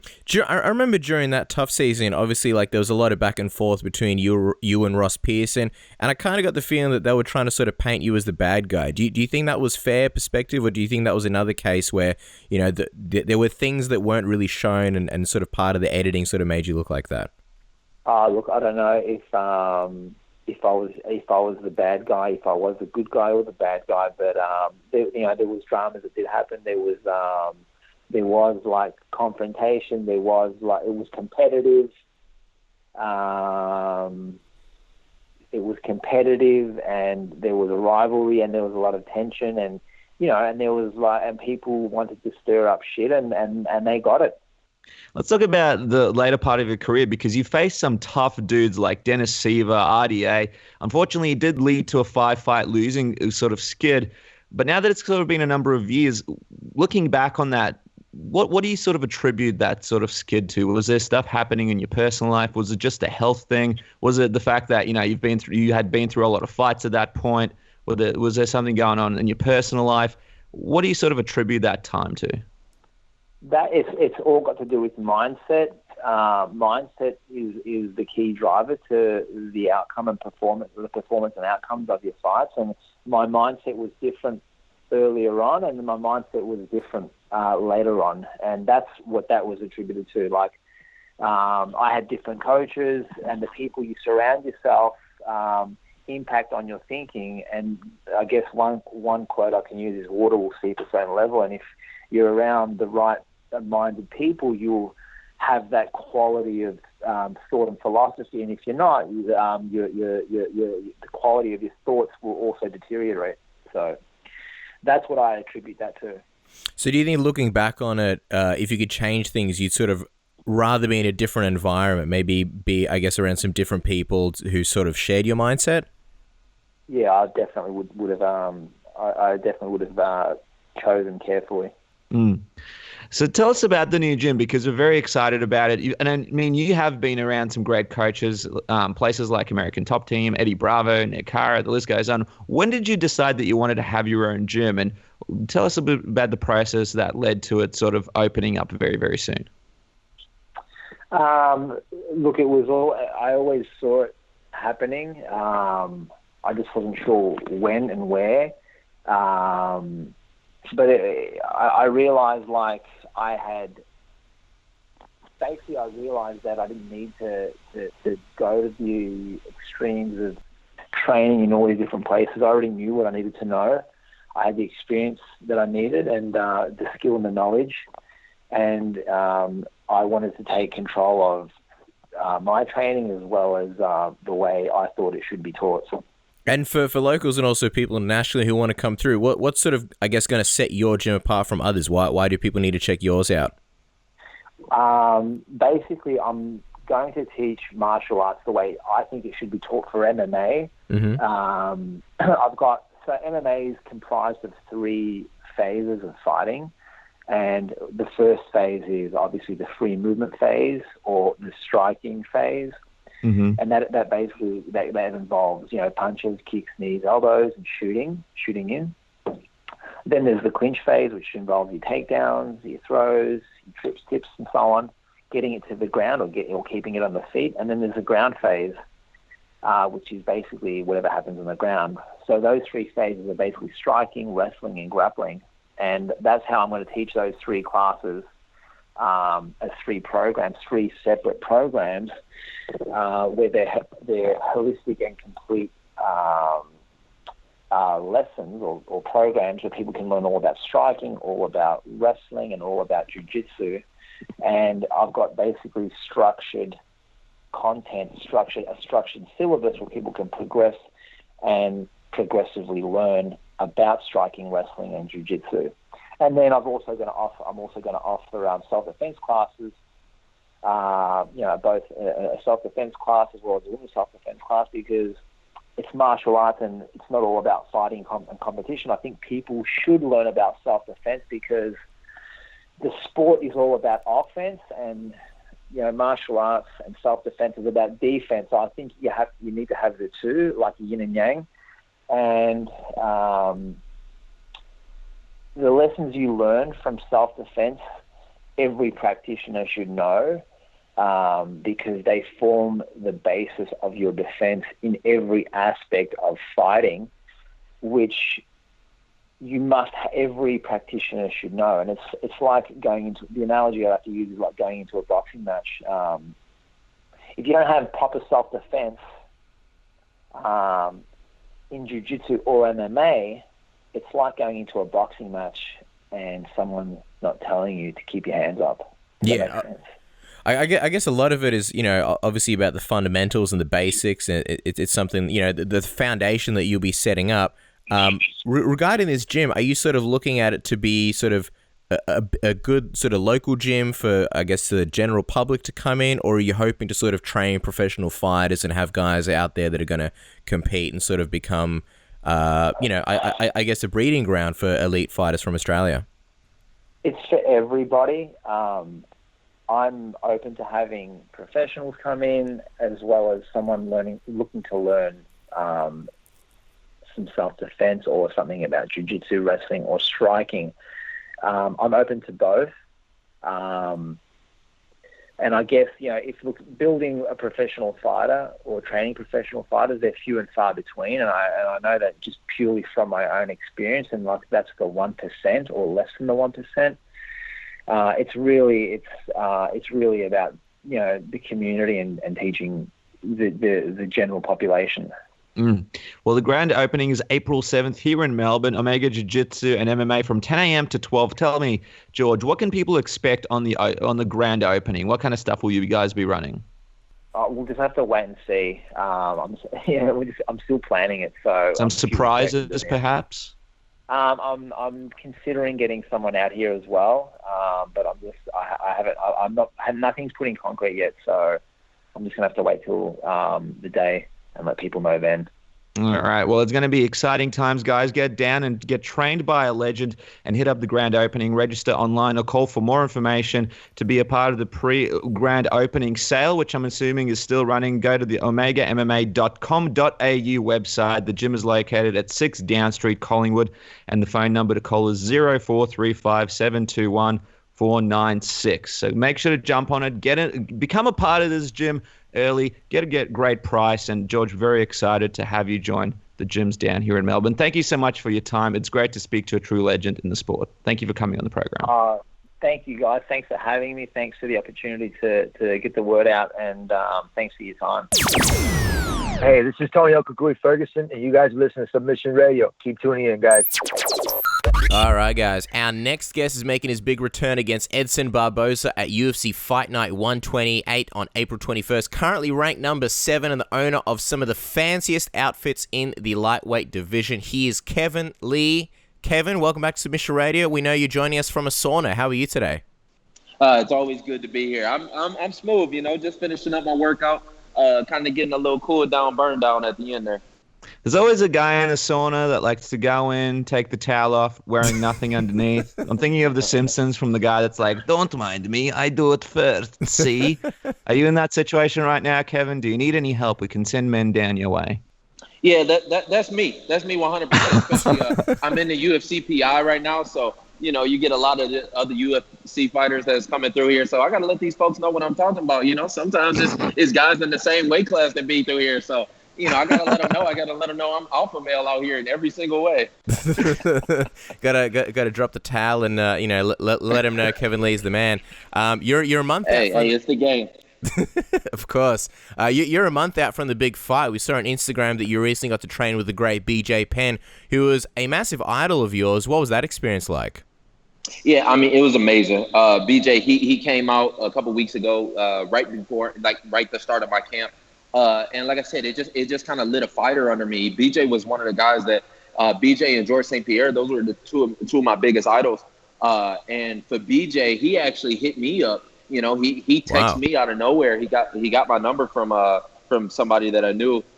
He texted me. He was saying he was a big fan, and he wanted to come out and just kind of see my training and all. And it was such an honor. It's just it's moments like that where sometimes when you in the game, it's a little hard to see how far you've come. It's a little hard to stop and smell the roses, especially for a guy like me. I'm always looking forward, looking what's next. But for a moment like that, for it to really hit home, I was like, man, I'm really doing something. So it kind of lit a fire under me not to stop. Did you get a chance to tell him how much of an inspiration he was to you since you were a kid and how you wanted to be like him? Oh, yeah, 100%. BJ, cool dude. We sat and we talked for an hour after we got some training in. Then we went and did another training session where he just kind of sat and watched me do some sparring. Real cool dude. We got to talk about everything under the sun. If you know BJ and you ever talked with him, he's got stories for days. Them Hawaiians, yeah, a little bit like the Australians. Y'all, you like to sit around, tell stories. I love it. We like to do it over a couple of beers. Just speaking of, you mentioning he lit a fire under you and sort of motivation. After a tough loss to Tony, one might try and sort of get an easier opponent to bounce back from, but you're going straight back into the lion's den against a really, really tough Edson Barboza. Why exactly is that? Talk to us about that mindset. Yeah, and I think this is actually going to be the toughest fight. I think it's going to be the strongest Edson Barboza that we've seen. The man has never lost 2 in a row. I go back and I watch some of his fights. The ones that he loses, when he comes back, he's kind of got that extra fire, that extra motivation. So I'm expecting a damn good fight. I'm never one to shy away from it. I'm not one of these guys where I'm going to sit back. I want a tune-up fight. I want to, look at what I'm doing and see if I can pick an easy fight. I want the toughest one. I like a little bit of that fear going in there. It's just, that's just what I do. I'm a real one. And it ain't going to stop, win, lose, or draw. I'm going to go out there. I'm going to look for the toughest opponent. I've been that way since the beginning. People think that this has come quick or this has come fast for me, but they don't realize I've got a lot of fights against a lot of tough dudes. So this is just going to be another part of the journey, and it's going to be a big one. And we saw you guys had an intense stare down at the Sixers game in Philly. This has Dave Scholler written all over it. How did that come about? Was Dave a big part of the process to put it together? And what was the deal with taking turns hammering the bell? Oh, yeah. You know, Dave Scholler is the man. Dave's the man. I mean, we had to do what we had to do. Me and Edson, we spent a couple of days together in Jersey. I tried to little brother him at every turn that it was. You know, Edson's not really that. You know, he's kind of a shy guy. Were you able to little brother him? Yeah, I mean, he's kind of a shy guy. He kind of, you know, he doesn't really talk much. He doesn't really give you too much to go off of. So, you know, it made it different. That's all I'll say. But the Sixers thing, Dave Scholler definitely hooked us up. They just kind of threw us in the middle. They threw us out there in front of 20,000 people, and they were like, "Here, hit the bell." And neither one of us really knew what was going on. So I was like, "Fuck it, I'll take the reins." Like I took the hammer first. I hit it, and then I passed it. I don't even know if I was supposed to do that. But I figured that somebody's got to take control here. So I got an alpha male dog this one from start to finish. That's so funny because I was watching like the way you guys were hitting the bell, and then when you I was so curious, like, how is this going to work? Like, do they both hit it? Is it just you hitting it, and then you passed it to him? And I was like, all right, this must have been pre-planned. So the fact that just happened on the fly is just hilarious. I mean, kudos to you for handling it because it would have been kind of weird, you know, doing that first stare down in front of, you know, in a basketball stadium. You look pretty intense though. What did you see in his eyes when you looked into them? You know, yeah, like you said, it would have been weird. I was just gonna hit the thing myself and just kind of take the reins. But I was like, you know what? Let me not be an asshole here. Let me let Edson have his moment. Yeah. You know, he's in a foreign country. You know, he's not really comfortable. I'm like, let me help the guy out here. Yeah, I mean, it's intense just because I know the threat that Edson presents. You know, Edson's a man. I mean, he's very sharp. He's very fast, very explosive. You really can't sleep on him for 1 second. And it's even in moments like that you can't sleep because if you do, he'll kind of get that edge and he'll be able to take over. And it's indicative of the fight. You know, if during the fight I have to be intense the whole time. You know, I got to be focused. It's going to be those moments against an athlete like Edson and somebody with that type of firepower. You got to stay in there for the full 25 minutes. So that's what I'm going to do, and I'm going to whoop his ass. I kind of expected you to get the ball out and just kind of destroy him in a game of 1-on-1, maybe try and dunk on him, a little bit of Allen Iverson crossover, maybe try and see if you can break his ankles on the court. Was that ever in your mind as you guys are standing on that basketball court in front of that Philly crowd? Man, I wish, but I would have made a fool out of both of us. I mean, it would have definitely been a fight breaking out. And, you know, we did a couple of radio shows that day together, too. And, you know, some of the radio hosts, they were trying to get us to fight right then and there. And I'm like, hey, I done did enough fighting for free in my life. April 21st, we getting paid some good money. I'll whoop his ass then at that time. You know, if we would have played ball, we would have definitely been throwing hands. I'm not really, you know, basketball isn't my thing. Those guys don't like contact. I'm a contact guy. I'll grab you and throw you around. Yeah, if you're going to fight, you got to get paid. But this is such a huge contrast, though, to your last fight against Tony, because that was such a heated, intense rivalry. Edson, not really the kind of guy to bite, not really a trash talker. Has that been sort of easier this time around to just focus on training? And I guess, more importantly, having less of an emotional connection with your opponent? It's different, you know, it's different. And I think that's one of the beauties about the fight game. Every fight is different. Every opponent is different. Every mentality into it. You know, I think, you know, I speak so highly of the fight game just because I think it's so relatable to everything and to life. You know, no two situations are going to be the same. I'm not the same man preparing for this fight than I was preparing for the Tony fight. And I mean, it's good. It's evolution. And I think that's what the folks are really going to see. It's going to see a different me, a different approach, a different everything. And I think when that happens, it really resonates with people who really get the game and how it works. Because Edson, I mean, it's just a different situation, so I have to approach it in a different way. And you said recently that people can expect a brand new you against Barboza, and it's been 5 months since the Tony Ferguson loss. How important has that time been for you to sort of work on yourself as a fighter? And what specifically have you been working on? What is this new Kevin Lee going to look like? You know, it's mostly working on myself as a man. You know, I'm getting older. You know, I'm 25 years old, but I've got so much experience, and I'm learning even more. That Tony fight really taught me about myself more than anything, more so than even the opponent. You know, yeah, Tony's tough and he's all this and blah, blah, blah. But it was just about me, and it's just about when I show up and I'm 100%, there's not a man alive that can beat me. It's just being able to be that 100% on that night. And I think that's what's really going to shine through. More so than any one technique, whatever it is, it's going to be the mindset. It's going to be my evolution as a human and as a person. And I think the folks are going to be able to see it. You might be able to see it through the movements or whatever, but through the whole picture, you'll be able to see I'm a different man. You obviously had a lot of difficulties going to that fight. You had staph, something that was unbelievable that you battled through. You had a brutal weight cut. Given the way that happened, leading up to that fight, how does that change the way you approach weight cutting for this fight? Because we know you always have, you're a big guy. It's always a bit of a tough cut. Is there anything to sort of take away from it? Is there anything to learn? Or is it just a case of, hoping that you don't get staph and, coming to this one? I think it was a culmination of things. There was a lot of other things. I had just bought a house. I had just went through a divorce. It was so many mental things, my brother. It was just a lot build up mentally that when you have that many challenges, sometimes it comes out physically, especially when you're talking about calorie restrictions and being around dirty mats. And, it's just a lot that goes into it. But I think it was the mental side of it that was more important, that ended up becoming the physical. So we'll see. We'll see. This fight is no different. There's going to be a lot to deal with. I'm just going to learn how to deal with it better. So we're just going to see. I've been working a lot here at the UFC PI, working with a lot of nutritionists. I go and see him a couple of times a week. We're staying constantly. He's monitoring everything I'm eating, monitoring my training, monitoring my weight constantly. So it's a work in progress, but it's necessary for the evolution of the game, so that when I do get on top, I'm staying there for a very, very, very long time. And it's pretty crowded at the top of the lightweight division these days with Khabib and Tony and Eddie and Dustin fighting, and a win over Edson. Where do you think that puts you in the division? And what are your thoughts on sort of, I suppose, not being on that UFC 223 card? Do you wish you guys were fighting on that card, or are you more happy to be a headliner on your own card? No, I got offered a fight on that card.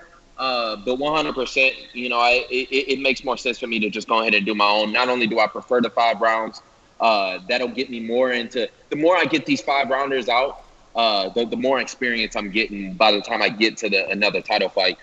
So I wanted the 5 rounds. I wanted the attention. I wanted everything else to go along with it. And plus, people always remember who do it last. So I'm looking to go out there and I'm looking to make a statement. I think April's going to be huge for the lightweight division. You look at the rankings. The rankings are what they are, but to me, I'm number 1, and it's going to be that way, and I'm going to show that. So regardless of what the rankings is or where I fall in place after this fight, we'll see. But regardless, I'm going to be calling the shots. So we'll see where everybody else falls, but to me, I'm only worried about my career and where I'm going.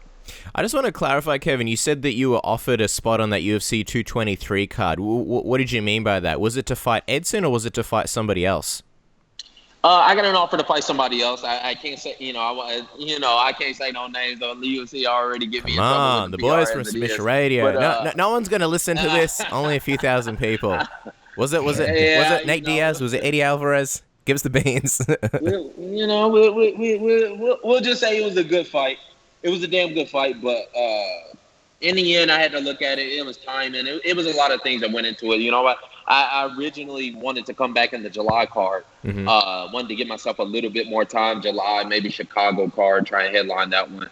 But Atlantic City kind of fell into it, and it seemed like the right placement, the right opponent, the right time. And then, I'm not one of these dudes to just sit around and just say, "Woe is me" and all this. I think Khabib was on MMA Weekly or something like that, and he was saying a small heart and all this. But I've got more fights in the man in 1 year than he's had in 5 years, So I show up, I make weight. I show up even when I don't want to show up. So, that's what this one is going to become.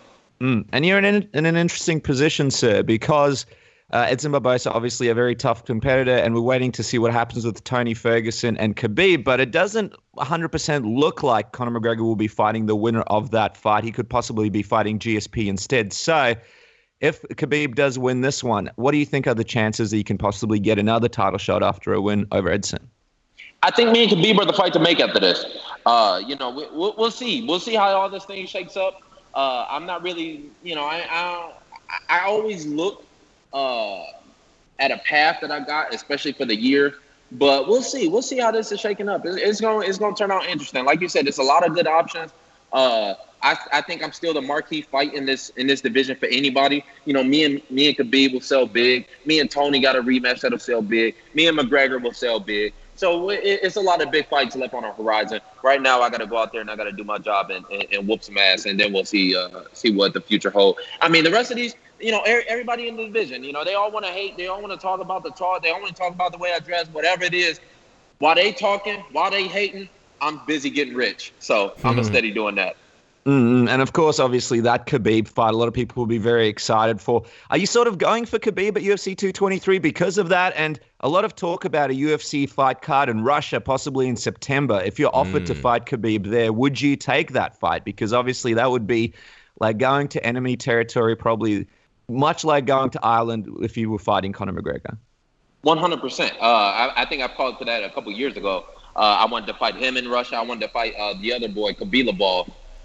In Russia too, the 155-pounder. I mean, I'll fight anybody anywhere. I don't, you know, it's usually it's those fights where I'm the underdog, where I'm going down to Brazil and I'm fighting their hometown heroes, and those are the fights that I'm going to shine. You know, you're going to see it in Atlantic City. Edson trains in Atlantic City, or he trains in New Jersey, I think, Tom's River, and you're going to see it again. So 100% after this one, I'll beat Edson in New Jersey, and then I'll go up there and I'll beat Khabib in Russia. And then who knows? You know, maybe we'll throw a stadium show with Conor McGregor in the future. We'll see in Ireland. We'll see how this whole thing shakes out. It's a big couple years left for the lightweight division, and I'm excited to push that forward. You said you're going to be going in there to whoop some ass against Edson. Is there? I know you're obviously a competitive guy, but is there part of you that wants to do it more dominantly than Khabib, seeing as he was the last guy to beat Edson? A lot of people were impressed with his performance. Is there a big part of you that sort of wants to beat him even more, so more dominantly to sort of make a statement? 100%. 100%. You know, him and Tony both. You know, those are Edson's 2 losses, and I'm gonna beat him worse than either one of those dudes. So. We'll see. I'm looking to go out there and I'm looking to best myself. And like I said, just show something new, show something different to the folks. And I'm going to keep my future opponents guessing. I think that's one of the things that I bring to the game that nobody else does.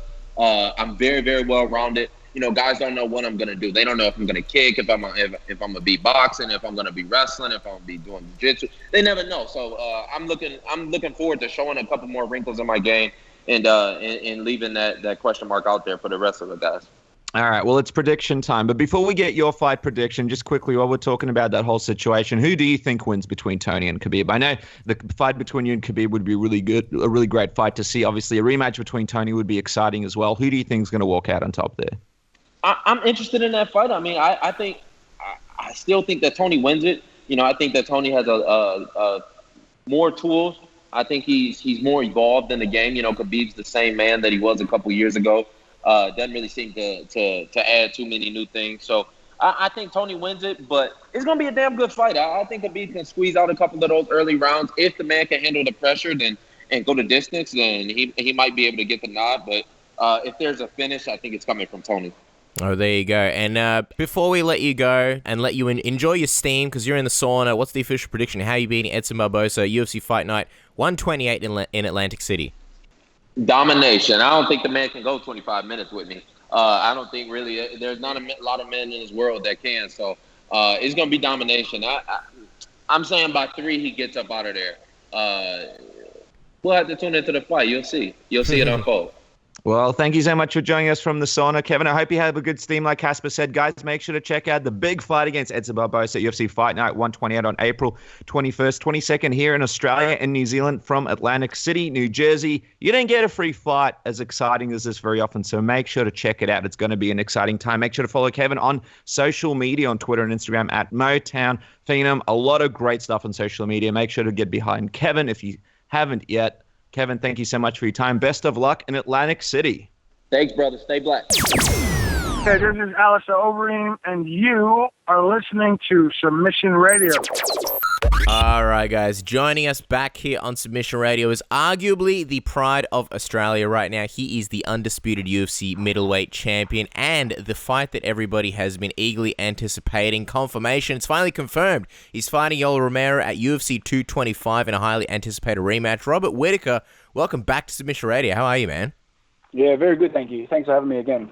Oh, dude, it's a pleasure, and thanks for coming on. And we know we weren't around for this, so we want to congratulate you. It's a bit delayed, but at the end of February, you got some gaming gold. You shared the video on Instagram. People said you couldn't do it, but you did. Tell us about this massive accomplishment. Oh, mate, a lot of people have a lot of haters. A lot of people didn't think I was good enough. A lot of people didn't think I could do it. But, just straight determination and willpower. I plowed through the crappier divisions and, attained that gold ranking. What was this, by the way? Just for those who didn't see the Instagram video, what game were you playing, and what was the big achievement? It was League of Legends. It's a game me and a few of my mates play quite a lot. Obviously not enough to be any good at it, but enough to get to gold at least.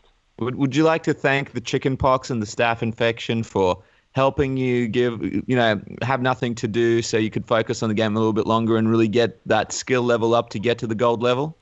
Nah, me and chickenpox aren't cool, dude. We are not cool.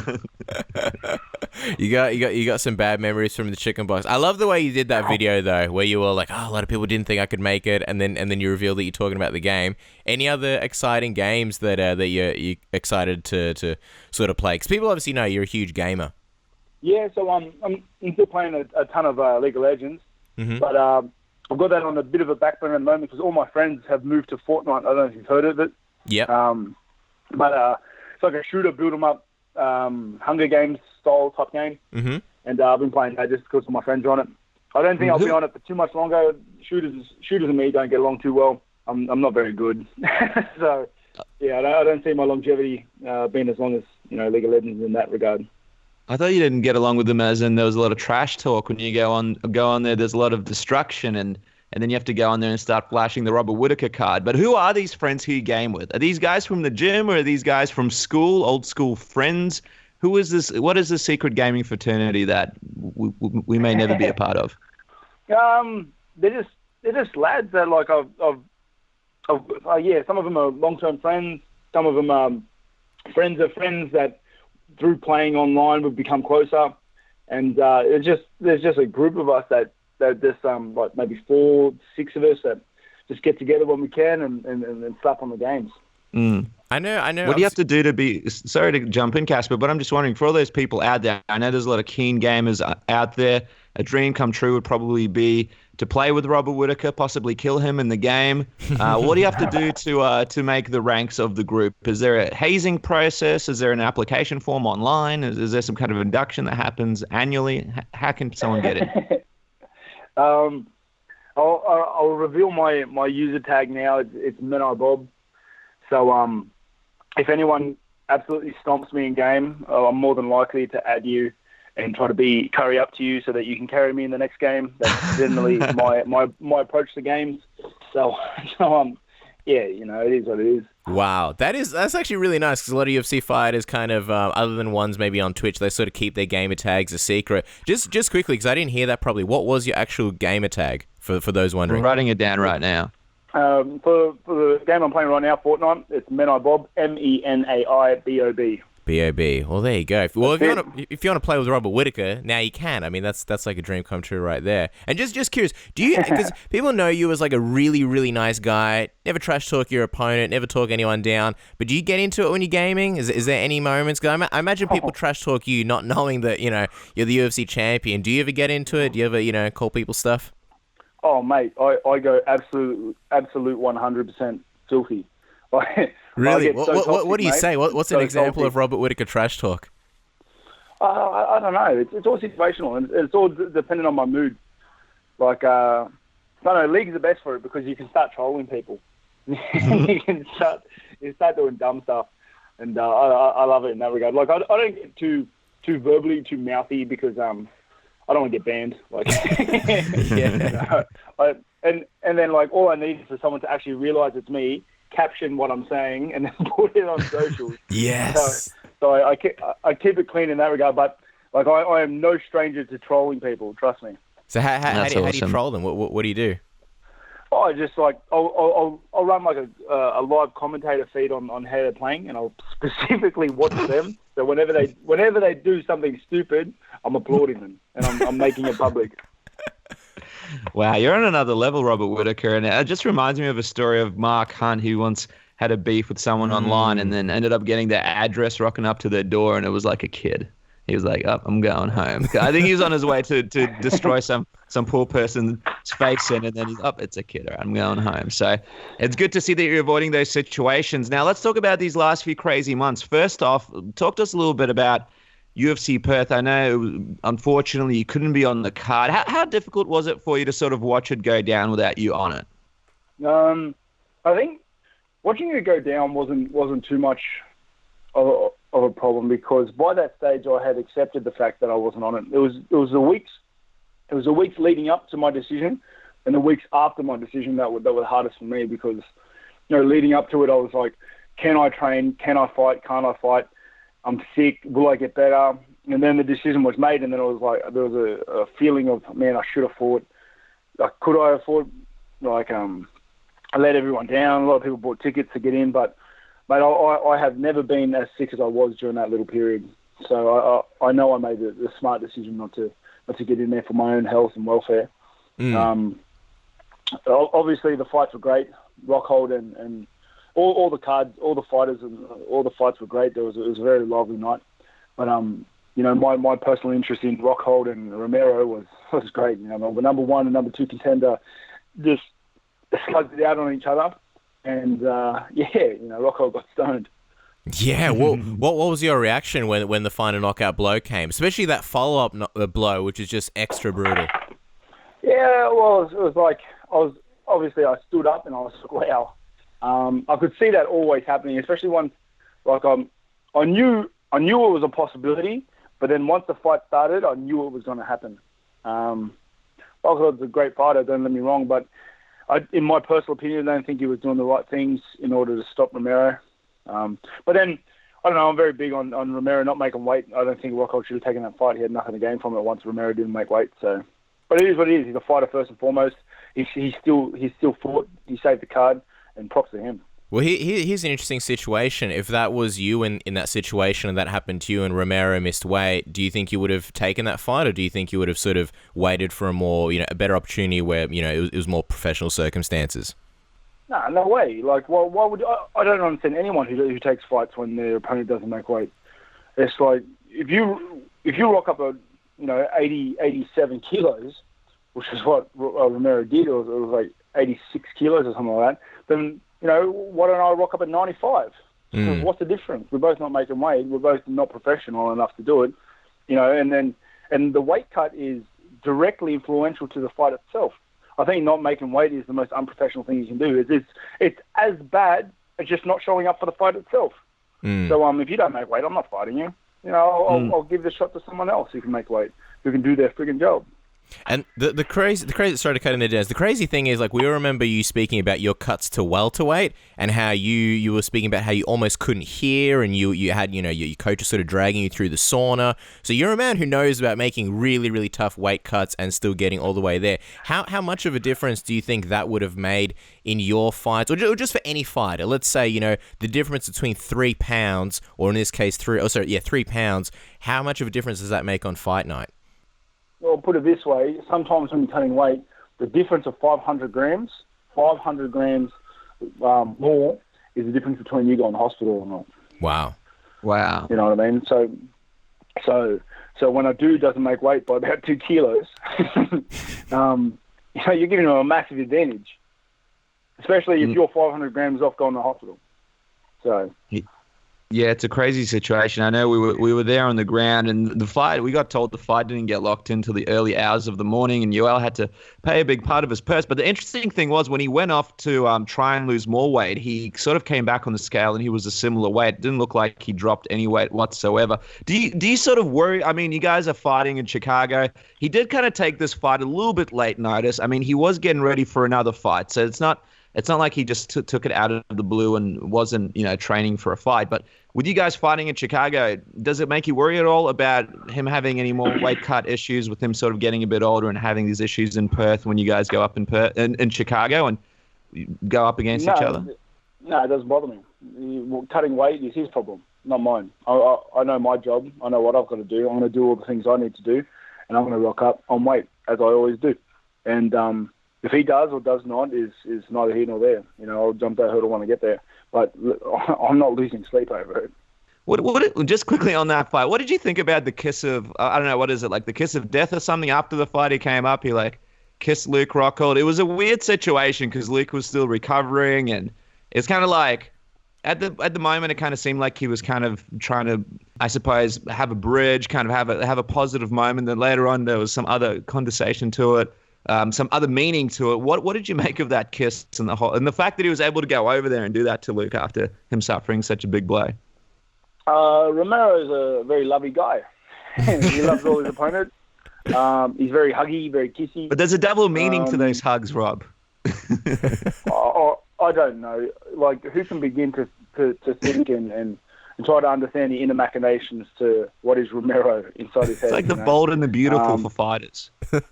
Yeah, like I don't think it's the secret knowledge that the guy's crazier than that. You know what I mean?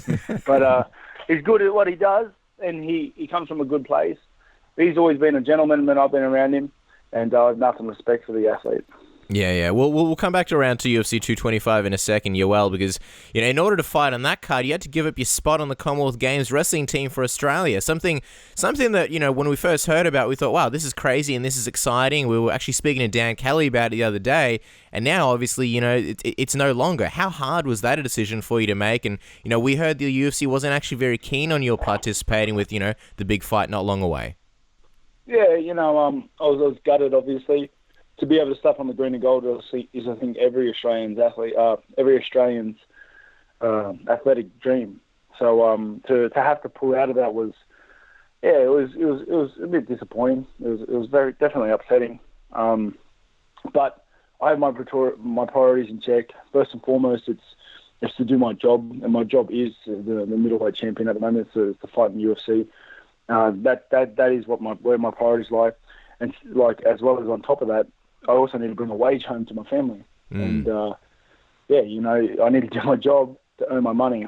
One of them pays, the other one doesn't. So it wasn't even really a decision to be made. It just is what it is. Just terrible timing.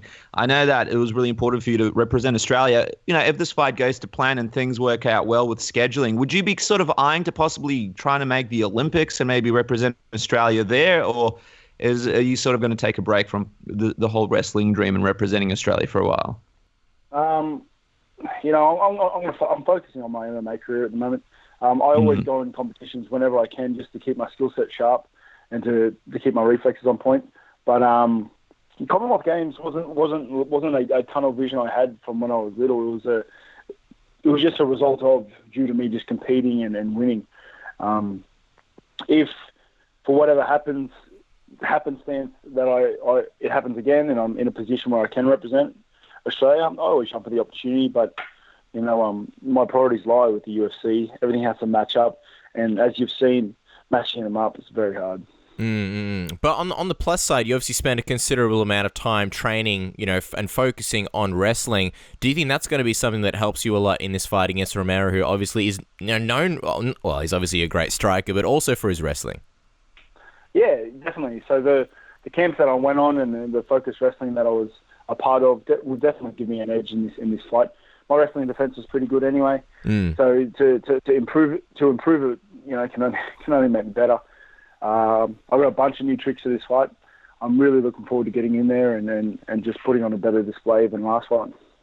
So talk to us a little bit about Chicago, because obviously me and Casper, when we heard you on that card, we were super excited. Chicago is a great city, but why did you choose this card in particular? And were there any other options? Because we know there's some big cards coming up, UFC 226, for example, International Fight Week. Why did you choose that card in particular? It was a good time for me to fight. It was just after the Commonwealth Games, assuming I could have competed in it, so I would have been fit for the games and gone straight into the prep. It's not the furthest point in the world for me to travel. It's a great card. I thought there'd be a high chance to be able to headline it. I've always wanted to headline a card overseas, and I thought it would be great for everyone. What do you think about the fact that you're actually fighting Romero again, considering that, you know, he was your last opponent and you've already just beaten him? Is it a bit kind of like, God, this guy again? Was there a part of you that was kind of more looking forward to fighting a fresher guy in Rockhold? Yeah, you know, definitely thought like, you know, it was a hard fight the first time. Yeah. But, you know, I'm excited. I think a lot of the fans are excited. It was a very close fight the first time, so, you know, especially after what Romero did to Rockhold, there was no really other option to who to fight. He's touched everyone in the top 5, top 10, bar me. So, you know, I'm happy to do it again, and yeah, it is what it is. Well, the interesting thing about this fight as well is that Yoel made an appearance on Joe Rogan's podcast, and he kind of alluded to the fact that, you know, his body is sore after a long competitive career, and if he beats you in Chicago, this could be his last fight. What do you think about Romero sort of hinting at retirement? What kind of message does that send to you? Yeah, it just sends to me that he's quit. You know, I don't think you can go into a fight with the thoughts of retirement beforehand. I think when the time comes for me to retire personally, and this is just a personal opinion. Of course, you know, yeah. He's neither right nor wrong. But in my opinion, you know, as soon as I feel that I've reached the end of my road and I've had enough of fighting, that's it, I'm done. I'm calling UFC next day and tell my coaches I'm done, because you can't go into a fight knowing you're going to, you know, hang up the boots, so to speak, after it. So for you, it would be kind of, I guess, somewhat spontaneous. You wouldn't be thinking about like, maybe I'll have 2 more fights. Maybe this will be it. You would just kind of do it on the spot. Is that what you're saying? Yeah, it'll just happen. I'll know when it's time. Do you think that puts you in a bit of a tough position? Because that's the thing. If let's say Romero gets the upper hand on this one, and then, you know, you'd be probably looking to get a rematch. If he is to retire, would that be a little bit unfair to you because you're giving him a rematch after beating him? I don't know. I don't care. Like, I'm never really worried about it. You know, if I lose this fight for whatever reason, I'm just going to get back and train and then beat the next guy. And then, you know, if I don't win that one, then I'll get back and I'll train and then I'll beat the next one. It's not about winning or losing fights. It's about staying in the program, staying consistent, training hard and being the best that I can be, so that when I step in the octagon, the best comes out. And I believe, and I truly believe, and I think a lot of other people believe now, that my best, no one can handle. Absolutely. I mean, some of the amazing performances in the octagon and some of the big wins that you've gotten, there's no doubt about that. Let's talk about how this rematch is going to look like compared to the first fight. Obviously, you had some issues with your knee in that first match that, you know, it was a huge impact on you in there. You were able to win it. I've heard Yoel speak about the fact that now he sort of felt you out in the second fight will be a bit different. You've had a chance to feel Yoel out, so you know him a lot better than you did before you went into that first fight. How do you think the second fight plays out? Will it be a different fight in your opinion? Yeah, I think it'll be the exact same fight. But, yeah, I think it'll be the exact same fight. Yoel can't fight me any other way. The only thing that'll be different is that I'll be better. You know, damage, like doing my MCL 4 weeks before the fight, obviously affected my training and affected my cardio. So, yeah, I'm going to be fitter. You know, I'm not going to have a bum knee. I'm going to have, like you said, I felt him out, so I'm going to work on certain things that I know that I'm going to stump him. I don't think he's at the level. He's at a point where he can make drastic changes. I don't think he can change anything that will really make an impact to this next fight. But that's all my speculation, so who knows? I love how you give this incredible analysis, and then you kind of like, well, you know, that's just what I think. Comes with a disclaimer. There's a disclaimer at the end. I think that was great. Yeah, go on. Yeah, well, because I know I'm not always right, and fights don't always go according to plan. Well, yeah, you're a realist. That's what we love. Because I'm wondering if you think you saw different, like I guess a lot of improvements when he fought Rockhold, and you say that he can't fight you any other way. Is that because of the things that you do, because of the way you fight him? Because I think after the Rockhold fight, a lot of people said, you know, Yoel looked a lot more calm, a lot more composed, and maybe that's going to be better for his cardio if he fights you in a rematch. I hope and I pray that he fights me like he fought Rockhold. Just, like, think about it. A stationary target in front of me. Yeah. All right. It's going to be exciting. The other exciting thing about the card is another Aussie, Tai Tuivasa, is going to be on the card as well against Andrei Arlovski. How about that matchup? That's going to be a fun fight. I know you and Ty and Tyson have a bit of a relationship. What's it feel like knowing that he's going to be on the card kind of representing Australia with you? Oh, me and him are going to go take over Chicago, mate. Do you think? I was going to say, if you guys win, are we looking at shoeys and post-fight celebrations in Chicago? And what does the city know what's coming, basically, if both of you guys win these celebrations? I don't think they're ready for Ty. I don't think any city's ready for Ty. I don't think our city's ready for Ty. Would you do a shoey though? And have you ever done a shoey ever in your life? You can tell us. I would have to be dead in the grave to do a shoey. That is, that's not for me. I feel like the shoeys have become the new 2018 craze thanks to Tai Tuivasa. I don't know how parents feel about that, but anyway, it should be a great card. Rob, as we wrap up, just quickly, what is the prediction? How do you think you win this one at UFC 225? I think I stop him in the third. Well, let's see. There it is, the disclaimer at the end from Rob Whittaker, but I love it. The prediction is third.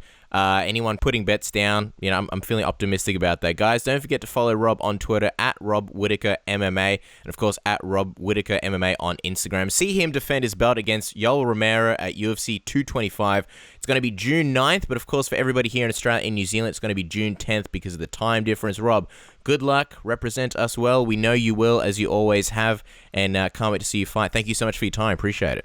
Yeah, see you on the online games, Rob. Everyone's adding you right now. Be prepared for a battle. Thank you very much, brother. Take it easy, guys. This is Don Fry, and you're listening to Submission Radio. You touch that dial and I'll kill you. All right, guys. Our next guest from his awesome work with Mike Dice on the Extra Rounds podcast, working previously for such big outlets as Fox Sports and Yahoo Sports. He has now opened his own gym, Foundation, in Chicago after a long absence from the show. It is a pleasure to welcome back a close friend of the program, Elias Cepeda. Welcome back to Submission Radio, man. It's good to have you. It's great to be back. I'm glad we were able to put our bad blood behind us, and I can come back on. It was thick, man. What is this bad blood you speak of, sir? Is this that time you said you listened to our Bret Hart interview when you really didn't? I know you didn't. I'm kidding. Because it wasn't. I remember correctly. You guys out-ate me at a Las Vegas buffet, and that caused a lot of enmity. Yeah, that was. Yeah, I ate a lot of turkey skin though, and I think that caused me to be in the bathroom for a really long time. And also, Elias, as you know, they say absence makes the heart grow fonder, and I think that saying was just meant for a situation like this. So tell us, how's Foundation going? Because we're very excited to talk about the big gym, and also how's life in Chicago? I know you've got your beautiful wife down there as well. How's everything going? Oh, thanks for asking. Things are going well. I can't complain. We're having fun. Foundation Chicago. We've got a couple new things this new year. I guess we're well into the new year now, but we started the component of the gym that was really our mission, which was this high school outreach program. We're now offering at a partner high school, a public high school here in Chicago in the southwest side called Eric Solodio Academy. We're offering twice weekly Brazilian Jiu-Jitsu classes for any and all students. We have boys and girls, athletes, formerly non-athletes, and it's completely free for them. Some of them are getting so into it that they want to start competing, so we're looking to expand that. And a couple of us on the adults on the team, we've got competitions coming up. I've got a little something on the 30th. So does the head of our kids program and my cousin Jerry. Another teammate of ours has his first amateur kickboxing fight the same day. So trying to stay busy, trying to do some good where we can. It's been a lot of fun. That's awesome. It's great to hear that you're going to be competing. The kids are loving it. Also, Cousin Jerry, that's a very cousin name. If there's ever a cousin, it's always got to be like Cousin Jerry. Also, just regarding like the location. So are you guys still at the same location in Foundation, and now you've expanded to the high school as well, or has the original gym moved? What's the story there? Yeah, no, great question. So we do the high school program on site at the high school. That way we didn't have to worry about things like busing kids and insurance with that. And we're doing right now. Our model for the school outreach is on site, and this school, the Solodio Academy, has been really great to work with, both the overall administration and the athletic department. have been really welcoming and letting us share some of the resources they already have there. So it's made it really, really easy. We actually, the adults and stuff, we did move locations ourselves in January from where we had started in the past summer. We're now in the Pilsen neighborhood of Chicago. But yeah, so the kids program is on site at school. So the kids are they go right from class and are able to go and train jiu-jitsu right where they are. We come to them. And you mentioned before that, obviously, you got a little something on the 30th. What do you mean a little something? This is a big thing people can buy tickets to it. Tell us a little bit about it. I know it's a big grappling competition. And the big star on the card, the big draw card is, of course, you. That's right. That's right. That's what I lied and told the promoter in order to get a slot on it. Yeah. The promoter's like, "Oh, can you please promote the show?" And you're like, "Yeah, sure. I'll go on Submission Radio and promote it." It's a little something on the 30th. No details necessary, guys. At this point, by the fact that you guys are kind enough to bring it up here, I can now feel confident that I am absolutely getting that show more promotion than anyone else on the card. The fact I'm talking about it in Submission Radio, so I appreciate that, guys. But it's a competition called Wanderlust Grappling. So I guess it's a gi company, a kimono for Brazilian Jiu-Jitsu training that's based out of Illinois, a suburb of Chicago. Really cool gis, and they've been doing tournaments for a bit, and they got on the train kind of started up in recent years by promotions like Fight to Win Pro, and started doing these so-called pro cards as well, where instead of just a tournament, well, not just, but instead of a tournament format where you pay some amount to enter a tournament and you enter a division and you have any number of matches throughout the day and try to win, they actually pay their grapplers to compete, and it's a single match structure. So it's built like a boxing or an MMA card, single bouts, but instead of boxing or MMA, it's submission grappling. These rules are particularly cool. They're very similar to EBI rules, Eddie Bravo Invitational. The regulation match is 10 minutes long, which is much longer than you usually get at tournament structure competitions. And then there's a single, if no submissions happen there's a single overtime round where you do the EBI style overtime where you start at either the back or your opponent's back or locking up an arm. There are no points. It's just based on that EBI structure. So that's kind of fun. It's more liberalized rules. A lot of jiu-jitsu tournaments have a lot of prohibitions. In addition to striking, you can't do this submission, that submission, and this one frees up a lot of people. So yeah, it's something. If you go to wanderlustgrappling.com and you're in the area, you can check it out. It's also going to be streaming live, so wherever you are, you can watch someone try to strangle me. Yeah, of course. Before we move on, the prediction: what flying method will you win by? Are you looking at flying triangle, flying Gaga Plata? Are we looking at some kind of What is it going to be? Spinning shit? What are we looking at here for the big win? What's the prediction? I'm going to do as many illegal things as possible. Excellent. That's how we like it. And if none of that works, I'm going to try to fly off the mat and escape my opponent, which would be good time. So either way, people who come down, paying customers, they will definitely be getting their money's worth. So this is going to be really good. Definitely going to try. You being a Chicago guy, of course, we're going to touch on just a couple of things regarding UFC 225. It might rhyme with GM Dunk, but we'll leave that as a secret.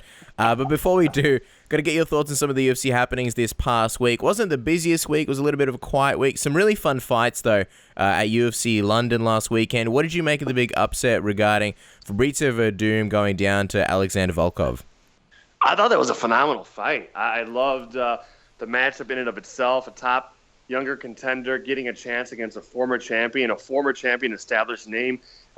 Giving a chance to a younger contender, fighting someone much younger, taller, longer. So I love that it was happening. I thought it was a cool fight, and the fight itself played out really great. And it would have been a little different had Volkov maybe knocked out or stopped Verdum very, very quickly. But the fact that he had to go through the trouble he did, getting taken down immediately, have someone with the grappling and the submission knowledge and ability like Fabrizio Verdum on top of you for almost an entire round, and then have to fight off his back over and over in the subsequent rounds and improve and fight out of submissions really show that Volkov is not just a striking power threat, but that he's got the grappling ability to at least survive against literally anyone in the world. If you can survive with Fabrizio Verdum on top of you as often and for as long as Volkov did, then you can do that against anyone. So I think we saw the emergence of another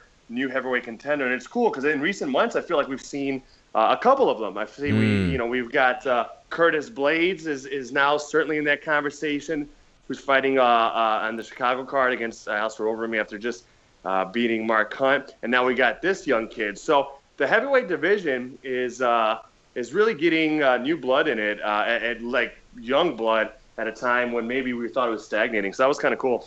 And a lot of criticism for Verdum there. I mean, some people saying that age has caught up with him, that he looked a little bit slow. But then there's also the notion that maybe, he didn't take this fight as seriously as he should have. He was previously training partners with Volkov. And, judging by his shape, not sure what kind of training he went through. Obviously, he trained for it, but did he take it as seriously as some of the other fights? So where do you kind of sit on where Verdum is in his career now? Did it kind of look like a Verdum that was maybe a little bit ill-prepared? Like, there was not much urgency from him, even when he had Volkov on the ground. And that's not saying that Volkov didn't have incredible defense. He might be a lot more technical than a lot of us know. But where do you sit on Verdum as where we see him now after this loss in 2018?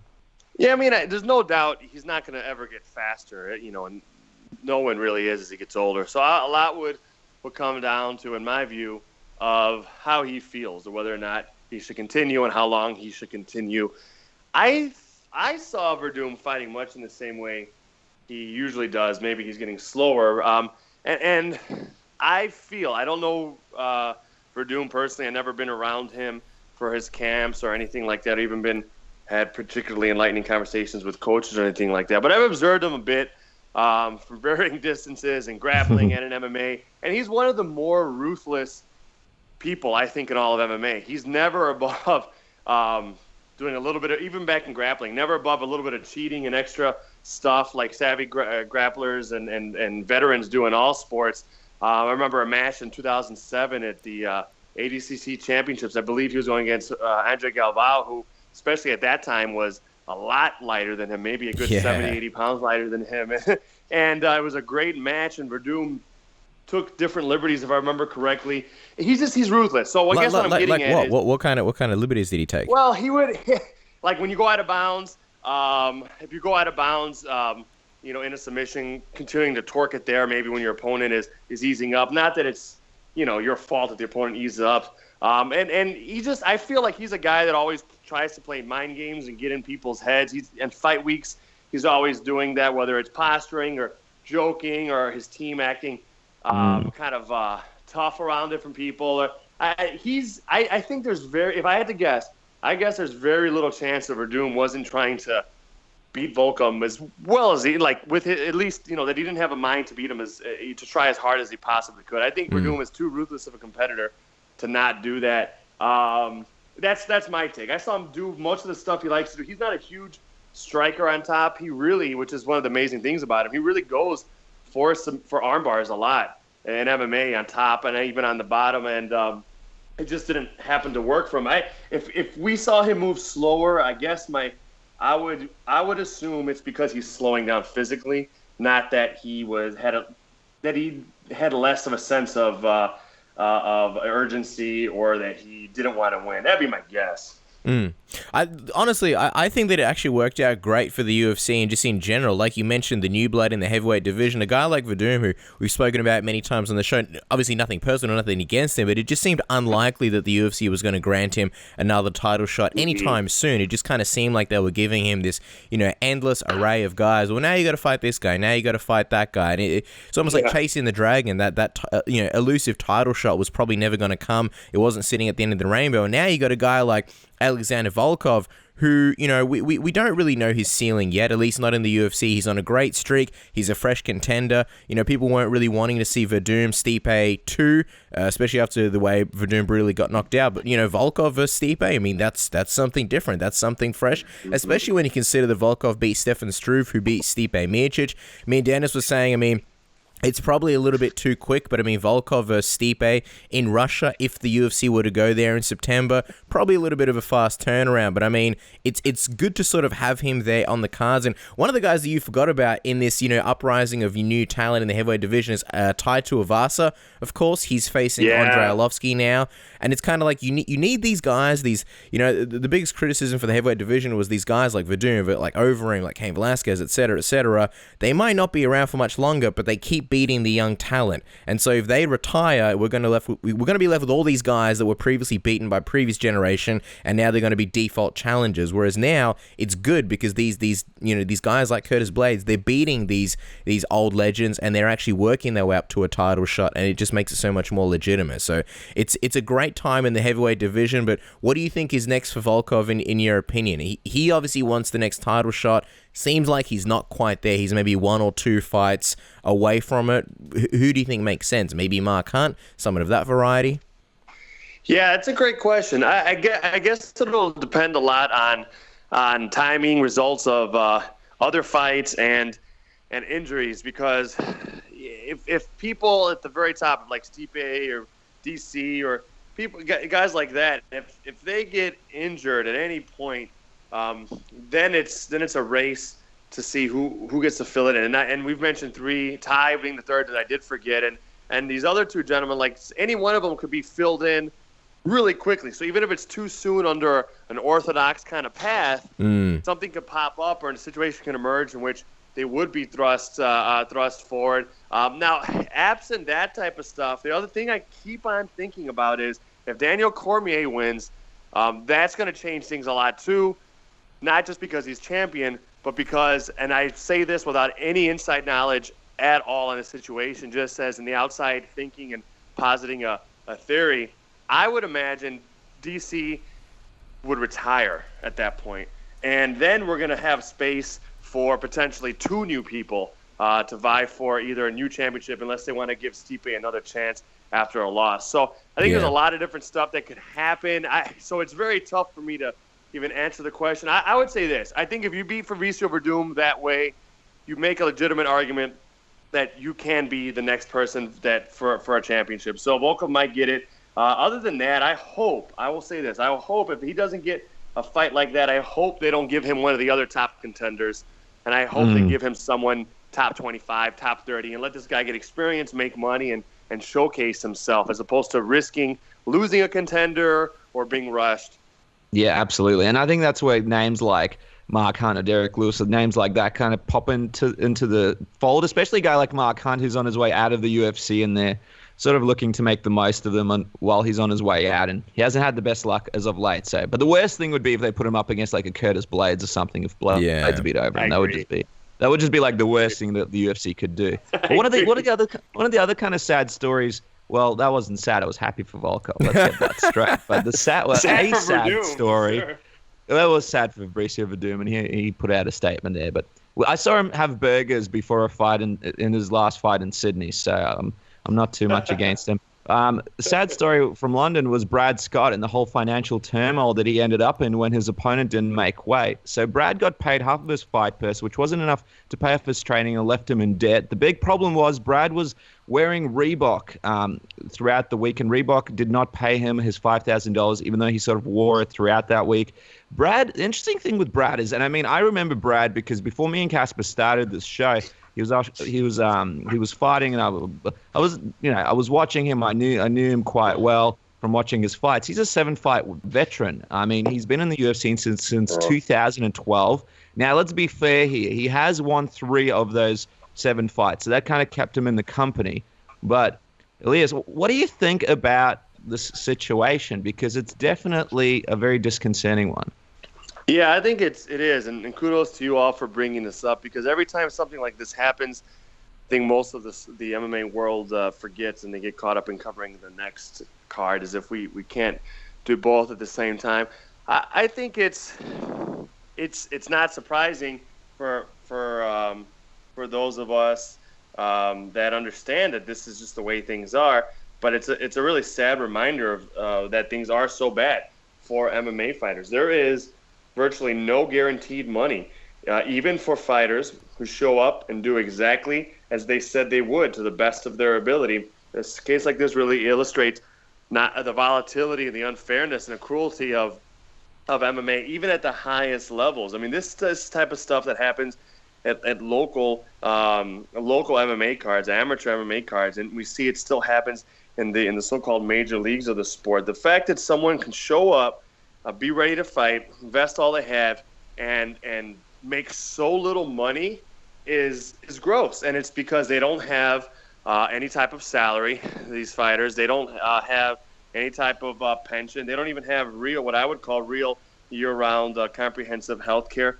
It's gross. The fact that he doesn't get Reebok pay after he went and got them all sorts of extra visibility by virtue of wearing their gear through the fight week, something which he had no real say in, and other fighters did. They didn't have a say in whether or not it would be Reebok or some other organization. They didn't have a say in the type of deal that the licensing, the terms of the licensing deal would be, any types of royalties, because they don't have a union or an association. The fact that he doesn't get money for Reebok is just added cruelty to it. But yeah, it's gross, and let's all remember that every single one of these fighters is in that position. Some of them make less than others, and this doesn't happen to everyone all the time. But the fact that this is even possible speaks to the fact that without a union, no matter who your manager is, who your agent is, who your attorneys are, you're in a position as a UFC fighter fighting a pay-per-view on network television where you can be treated like a semi-pro or amateur athlete and make very, very little money. You have no security. You have very low pay. And even when you do what you're supposed to, you're not paid what others say they're going to pay you. So it's just a really inequitable situation. There's all commitment on the fighter side, and there's not the reciprocal commitment, guaranteed commitments from either the UFC or the companies that the UFC does licensing deals without the fighters' input. It's pretty sad and heartbreaking. Yeah, well, I mean, we were on James Lynch's podcast recently. We were sort of joking about the fact, James was sort of asking about, like money in MMA and are we making money kind of thing. And we sort of use this as an example. It's like, well, if the fighters aren't making money at the highest level, and if a lot of the promoters outside of maybe UFC and Bellator aren't making money, and, no one's making money in MMA, like what makes you think we will be like, just no one from the top to the bottom, no one, other than like the small percent, the Conor McGregor's, right. the main eventers, nobody's really making money in MMA. Is there sort of a better situation, a better way the UFC could handle this? And like, let's say, the unions and the associations, let's say they're around a corner for a moment and they're not going to be coming into immediate effect anytime soon. What do you think should be, I guess, the guidelines for how situations like this should be handled? Because it seems very frustrating that anytime somebody, say, doesn't make weight and a fight is going to be scrapped, there's all these question marks about, well, is anybody going to get paid? Is, such and such going to get paid even though they made weight? Like, we remember with Tony Ferguson, I think it was UFC 209, where Khabib withdrew, and then there was that whole big, I guess, shitstorm about whether Tony Ferguson is even going to be paid, and then they offered him Michael Johnson, but apparently they offered him Michael Johnson for half the money that he was going to get for Khabib. So what do you think should be the guidelines in these situations? Because I think most people would agree, if you show up and you make the weight, you should be paid. And also, if you're going to be wearing Reebok the whole week, you should be paid for that. Yeah, no, I mean, I pretty much agree with that. I think it's something that I will not look to what the UFC should and shouldn't do, because they're doing quite well for themselves. They keep their margins down very, very low. Nothing in the real world that I can think of ever happens in terms of is it fair? Things changing for employers, for employees, or even becoming an employee and getting that status. Things changing for labor without them demanding it. So I mean, it's crazy, because these fighters, by and large, they have such uniform contracts on certain things like this, that who manages them oftentimes doesn't matter. I mean, it's kind of absurd when you're dealing with, like, that Ferguson example you brought up is a great one. How does someone at that level, at that late stage of a camp, day before a fight, how does no one in his camp or his opponent's camp know if he's going to get paid or not? How little do they know about the contracts they're signing? How little do their managements know? How little work did they put into during negotiation to actually putting in things that could benefit their fighter outside of just the levels of money that they're getting? And the answer is, many of these managers, not that they're so dumb or so clueless or so unwilling to even broach the subject philosophically or conceptually, is that they feel that they can't bring up certain topics because the UFC will say, hey, no one else gets that. You're asking for this, no one else gets that. We're just going to go with what's uniform, what's typical, what's regular. There's such power in that. And until what becomes regular is a more positive thing, meaning until all fighters get certain things, no fighter is going to get these certain things. I don't think it's possible for Ferguson, or I don't think it's likely for Ferguson to negotiate a different thing with regards to his name and likeness rights or his show money or guaranteed win money regardless. And I don't think it's possible for him to get it or likely for him to get it if it's not something that all the fighters get. So although I have no sense that a union is anywhere near, I just don't understand how it's possibly going to happen without that. We never saw things like this change in any other major sport before unions and associations. So I don't see how it's going to happen without it. But certainly things like you get your, and not only that, not only do I think you get guaranteed your show money in a situation like this, I think the money that was allotted for a win purse, and by the way, I don't mean to accept this concept of show and win money. I think that in of itself is really problematic, and I think it's a cruel thing in and of itself. But let's say we accept that in that terms. The UFC had budgeted for a certain amount of win money to go somewhere. For no one to get it is absurd. Yeah. I don't think a person in this situation should just get the show money. I think they should get the win money as well. If we're staying within this narrow and pretty cruel paradigm, I think there's a lot more we can do with it there as well. And Reebok should stop advocating and saying, hey, it was advocating responsibility, saying, hey, we'll just do what the UFC tells us, which is true. They should start realizing they have a lot to lose in terms of PR. They probably have, unless they start being a little more proactive and telling the UFC, hey, we're looking bad here. We need to do this, X, Y, and Z to guarantee that our name isn't brought into the conversation of how fighters are getting screwed over. Completely agree with you there. And I mean, exactly, you put it down the right way. The purse money is allotted. I know these guys are trying to keep, good margins, but if it's out of your control and your opponent misses weight, I think you get your full money, your show, and your win bonus. And with Reebok, for example, they were going to pay Brad $5,000 if he would have fought. For example, for everybody out there, if you do a campaign in a newspaper, a half-page ad in that newspaper, if it's a major publication, will be over $5,000 for Reebok in an advertising situation. So the bad PR greatly outweighs the issue of paying them $5,000. And if it was already allotted, if they're already going to pay $5,000 to the fighter for fight week, I agree with you. Where is the money going? Why isn't the money going to the fighter? Is it going to a big pool that at the end of the year the UFC get free pizza or something? I don't know what it is, but if the money is allotted, I just feel like the thing that annoys me is, and it is one of those situations where you're following a dream, and we're all in this. Elias, there's better than everyone else. You've been in the big companies. You've been in the Fox Sports, the Yahoo Sports. You're there with Mike Dice, and you've got your gym. And me and Casper know there's better than anyone else as well. When you go into the MMA game, you're following a dream, and you can't really complain about it because you're not making money. But look, if you don't like it, you can go do something else. But you got a passion for it, so you're not doing it for the money. But a guy like Brad that's been there since 2012, and the situation that it was out of his hands. And, the Reebok money would have made a huge difference to him. I don't know. I just think you evaluate that case and you help a brother out rather than go through this whole situation. But we'll see what happens in the future with this. Of course, if Brad was at the top of a card and he had pulling power and blah, blah, blah, then we'd be talking about how, everything would be completely different and the UFC would go out of their way to make him a great deal. And I guess that is the case. If you're a draw, you're bringing more money and it makes more sense. But it's just sad for Brad that he ended up in this position with signing to the UFC in 2012, and he's following a dream, and here we are in 2018, and he's still struggling just to make it through it. It's just really sad to see, especially when he goes around telling people he's with the UFC. And I know a big part of their sell to athletes is that you're in the UFC and you can go around and tell people you're in the UFC, and that's kind of like for us with media, we're we're with a big outlet and we're getting paid crap, but we're like, hey, we're with this big outlet, or we're supported by this guy.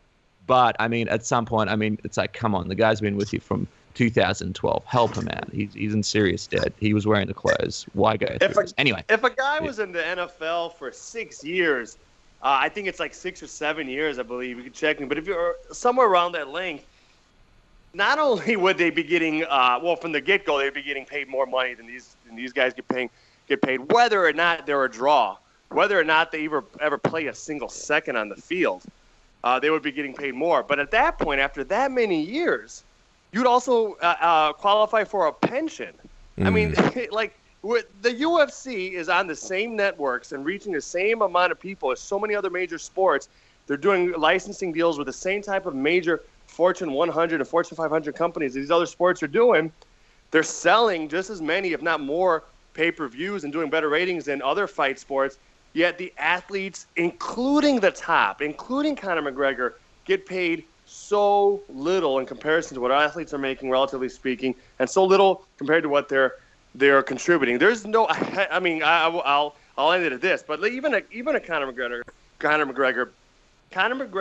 that whole travesty of him fighting Floyd Mayweather in boxing, I feel, was made possible specifically because, and directly, because the UFC pays him so poorly. Why would Conor McGregor go into a situation where, as arrogant as he is, he knows he has a pretty poor chance of winning? Why would he go into a situation like that where the stakes are high, where you lose, you get hurt in fight sports? Go in and take less money than his opposition when he in the last few years of activity, let's say, last 2 years of both of their activity, he's a bigger draw than Floyd Mayweather.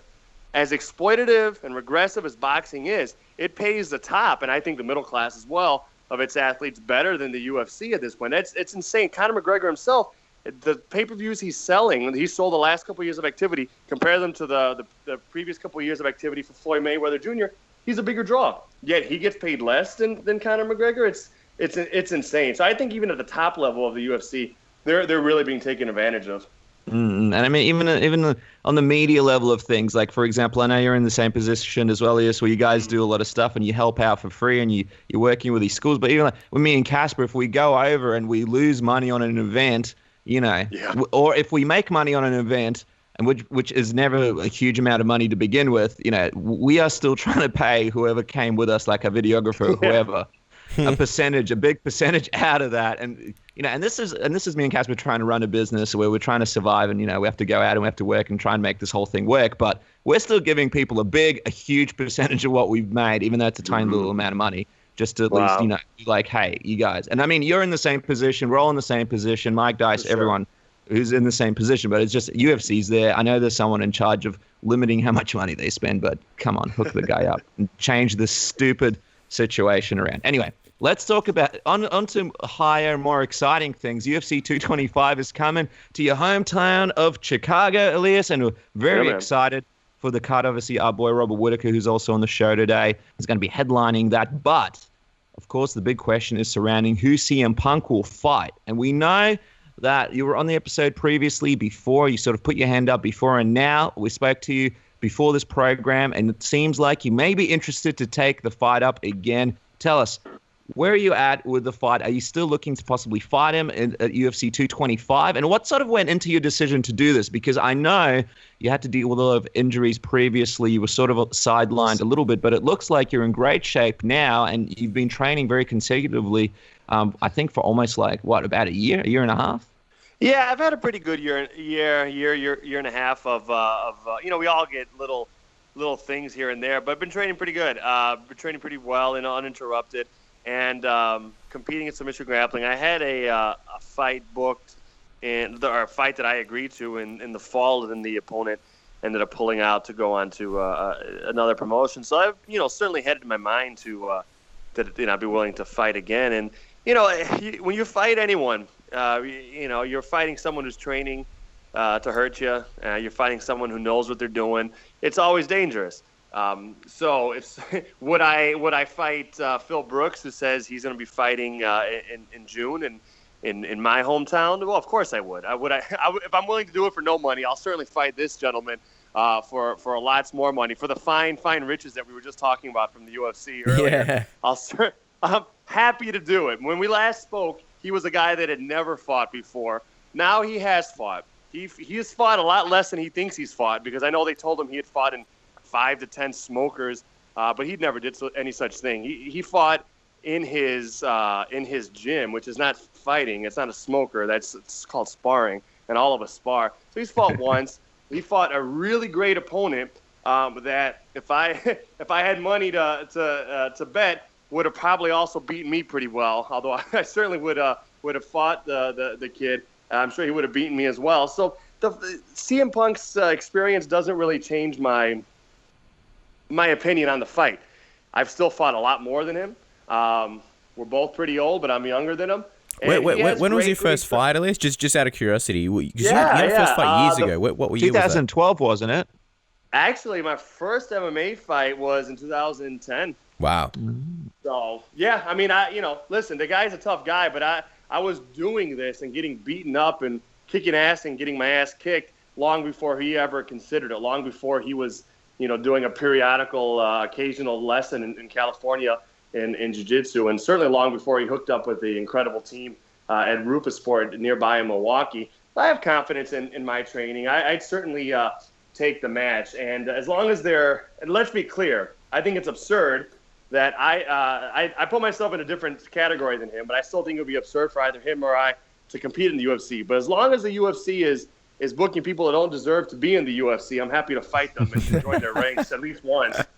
I love it. What is the allure for you? Just out of curiosity, I mean, we spoke about, the wonderful riches that unfortunately Brad Scott isn't enjoying. I mean, imagine it would be sort of somewhat similar for you. What will be the allure of going and fighting CM Punk in the UFC, if that were to happen, which, by the way, we are keeping our fingers crossed that it does happen, because it'd be awesome to see our boy, in yourself over there competing at UFC Chicago. The last time I fought in any type of stadium of any real size, and it was much smaller than the United Center where this UFC 225 was taking place. The last time I fought in anything approaching that, it was probably 8,000 to 10,000 seat arena. Wow. It was in Canada. It was in 2012, and I got beaten up pretty fast and pretty bad. I would love the chance to go in front of a real crowd again and just try to redeem myself from a big crowd and not lose badly. I redeemed myself from that fight. I came back, I fought, I won multiple times since then. But to do it on that stage, to do it in United Center, to do it in a place where, as a delusional kid, I always thought I would play for the Chicago Bulls would be really, really cool. and yeah, I mean, I really feel like fighters will fight anyone. And I'm not a very good fighter, but I'm a fighter. And so if I'm willing to fight someone for no money in a small pro card or amateur card, I'll certainly do it for $20,000, $30,000 against Phil Brooks. It's not what these other fighters deserve, but it's a lot more than what I deserve as a fighter. And I'd love to do it. I'd love to do it for that audience. I'd love to also, frankly, I'd love to see how good this guy has gotten after a year since his last fight, training at an amazing, amazing facility. I believe in our training methods and our teammates and our trainers at Foundation Chicago. I've been to Roufusport, and it's world class. And I have so much respect for so many of the team there and the coaches there, and they're phenomenal. So I'd love to just put little old me against little old him and test our training methods versus theirs and see who's had the bigger impact in normal guys like me and Phil Brooks. It would be a huge night for Foundation. Let's talk about the process here, because we know you told us you've contacted someone in the UFC, a matchmaker. Have you heard anything back about the fight? Have they gotten back to you? Have they sort of at least acknowledged? No, I had. I reached out to one executive in the UFC, and they forwarded me on to someone else, said, here's their info, reach out to them. And I have not heard back. Sent out a couple messages, have not heard back. And Duke Rufus, Phil Brooks' coach and the head of Roufusport, who's an amazing coach and a really interesting, fascinating dude, a former fighter, has said publicly that he's kind of suggested, like, they have an opponent, they're just waiting to sign. So maybe they already have someone in mind. Maybe they don't. If they don't, I don't need much notice except for the weight. If this guy's fighting at 170, I've certainly got to make sure I plan that out. I would imagine I'm walking around about the same that Phil Brooks is walking around at right now, but he's focusing all his time on this, right? He's just out there living off of the money he's earned from pro wrestling and books and comics and stuff like that, and being able to focus on this. So I definitely need time to get my fat ass down to 170, but I think I can do it. If he fights at 170, he's probably cutting 15 pounds of water weight. I can get to 185 and cut the same. So, the process is, who knows? I've never fought in the UFC. I just started spitballing and said, hey, you, I'm interested in fighting. Hey, you. And it's, so I've reached out to matchmakers, like actual matchmakers. Now, the first CM Punk Phil Brooks fight was supposedly made, I had heard on good authority, without the usual people who make matches. Basically, the impression I gotten in years past was that it's something that Dana White himself did personally. If that's the case, and they're going to continue to do that moving forward, I haven't spoken with Dana White. And, maybe that's the angle. On the one hand, you could say, listen, Dana White, I won't go into many details, but Dana White is not a huge fan of all the types of criticisms, maybe in writing or verbally, that I was just lobbying at the organization earlier. But maybe Dana White wants to see me get beat up on television. I'm happy to do it, to give him the chance. So maybe I don't have a great chance of convincing Dana White of anything, but other than giving one of his guys a chance to beat me up. Because at the end of the day, that's another component. Like, I don't really begrudge anyone, Phil Brooks included, for taking an opportunity someone gives them.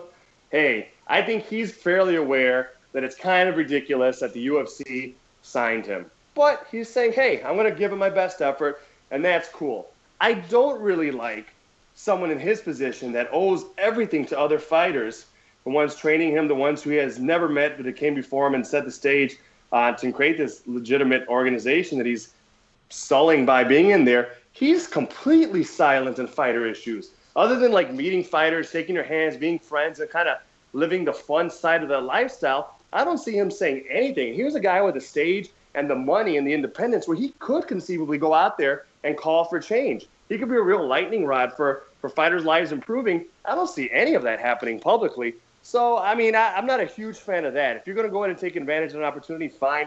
I'd love to see him give back. I'll say this. I would certainly, if I was given any additional stage from a fighter perspective, I would certainly do what I could, where I thought I could, to draw attention to that types of issues that we're talking about today and that we talk about usually when we're on the line together. That's a very, very good point. It's an interesting one that it didn't really occur to me before you just mentioned it. We'll let you go shortly, Elias, but I'm just curious. That was a good pitch to Dana White. But if CM Punk was listening to the show, tell us, why do you think he should fight you in his second UFC fight? Why should he accept the fight? I'm sure he's willing to fight anyone. He's training with great folks, and he also seems like he's a really good dude, and he's a nice guy, and he works hard. And I met him in passing at the gym. I think it was his first week ever at Rufus Sport, and he was a real nice guy to me. So I'm sure he's a good dude, and I'm sure he's willing to fight anyone. That said, hey, he's not going to have to face the same type of fighter in me that he did his first match. I think it's something that's a little bit more fair athletically, age-wise, skill-wise. We'll see. I think it's a much more reasonable fight for him, where he has a chance to go in there potentially and do more than just get hit a lot and taken down really fast. So I think it's a fair fight for him, or at least it's something he can conceive of as a fair fight. For everyone else, I mean, little things that I like the guy, but then when we talk about it, little things get me worked up. Like we were just saying, the fact that he's not calling for any type of positive change in the sport that he's using to kind of just make his little dreams come true. And the other stuff is this. It's like, listen, I do get the more petty side of me does get a little bit upset when I hear people talk about all the quote-unquote fights they've had and this and that. Like, I don't know. I feel like he says he's from Chicago, and I feel like I'm actually from Chicago. He says he's a fighter, and I feel like I'm actually a fighter. If he has issue with that, we're welcome to settle that. I know he's going to have more people rooting for him at the beginning. I think I could do well enough to have his fans appreciate me after the fight's done. What do you mean by he's from Chicago, but you're actually from Chicago? What do you mean by that? Well, I don't know.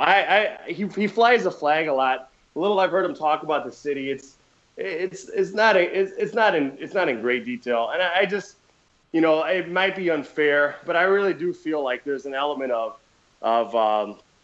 authenticity lacking from a lot of it. I appreciate the fact that he flies the flag, and I appreciate the fact that he likes Chicago, but I think there's a lot of people that have had, everyone has their own experience in life, and everyone experiences the places where they're from differently. But I definitely feel like, as someone who's lived, raised, stayed in Chicago throughout, I definitely feel like, man, I get a little interested when I see someone represent Chicago, but if I don't feel them like representing in a way that's cool with me, then I get a little bit irritated. I don't love that the most visible fighter from Chicago is a pro wrestler that's not a fighter. I don't love that. I think we got so many people that are excellent fighters come out of the city that don't get credit for it, or don't get the attention for the city in the way that it should.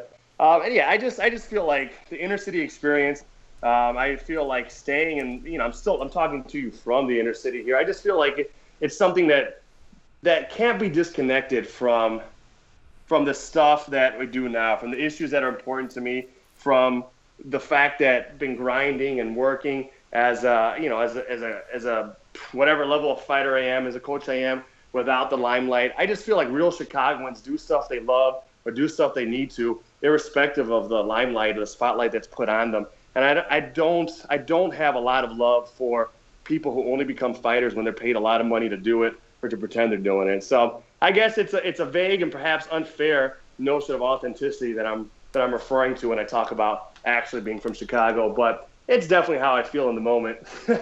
Well, I'll tell you what, this is very, very exciting. Guys, we have to get behind this movement. So jump on social media. Make sure to tweet CM Punk. Tweet the UFC, of course. The man himself, Elias Cepeda. He's got a couple of interviews, big interviews coming out this week with Jason Perillo, Joe Lozon. Where can people check that out? Yeah, thanks, Renson. Yeah, I had some fun stuff coming out. I'm going to probably have written versions of them up at mixedmartialarts.com, the underground. And I'll probably also have audio versions of them from this new indie podcast that I just started up again called The Conversation. So far, we just have the SoundCloud. I'm going to have to get it up on iTunes in future weeks. But yeah, if you look at the mixedmartialarts.com, the underground, that's where there'll probably be, and even if there's an audio version, I'll probably upload it there or embed it there for people to see in the post. And a big shout out to Keurig Janess, of course, OG and the guy that runs the underground, and always sending us positive emails and really supportive behind the scenes for Submission Radio, especially at the start. We were nobody, giving us an opportunity to actually have some of our interviews on his website and just like not wanting anything in return, just really trying to get the media guys out there to grow and survive long enough that they can actually do that. So again, make sure to support the website. Make sure to check out those interviews. Make sure to check out foundationchicago.com. Go past the gym. That could be the gym that takes on CM Punk at UFC 225. Again, make sure to follow Elias on Twitter at Elias Cepeda and jump on social media. Make up a store. Kick up a fuss. Let's get this fight happening. And guys, with that, also the end of the episode. A big thank you to Robert Whittaker, Kevin Lee, Mackenzie Dern, Artem Lobov, and of course George, the UFC legend here from Australia, for coming onto the program and speaking to us. A quick reminder again, we won't be back next week. We'll be back the following week with a sweet UFC 223 preview show. So I know you guys enjoy that. A lot of fun stuff coming that way. So make sure to check that out. A big thank you to all our guests. Have a great week, and we'll catch you guys for the big UFC 223 preview show. Take care.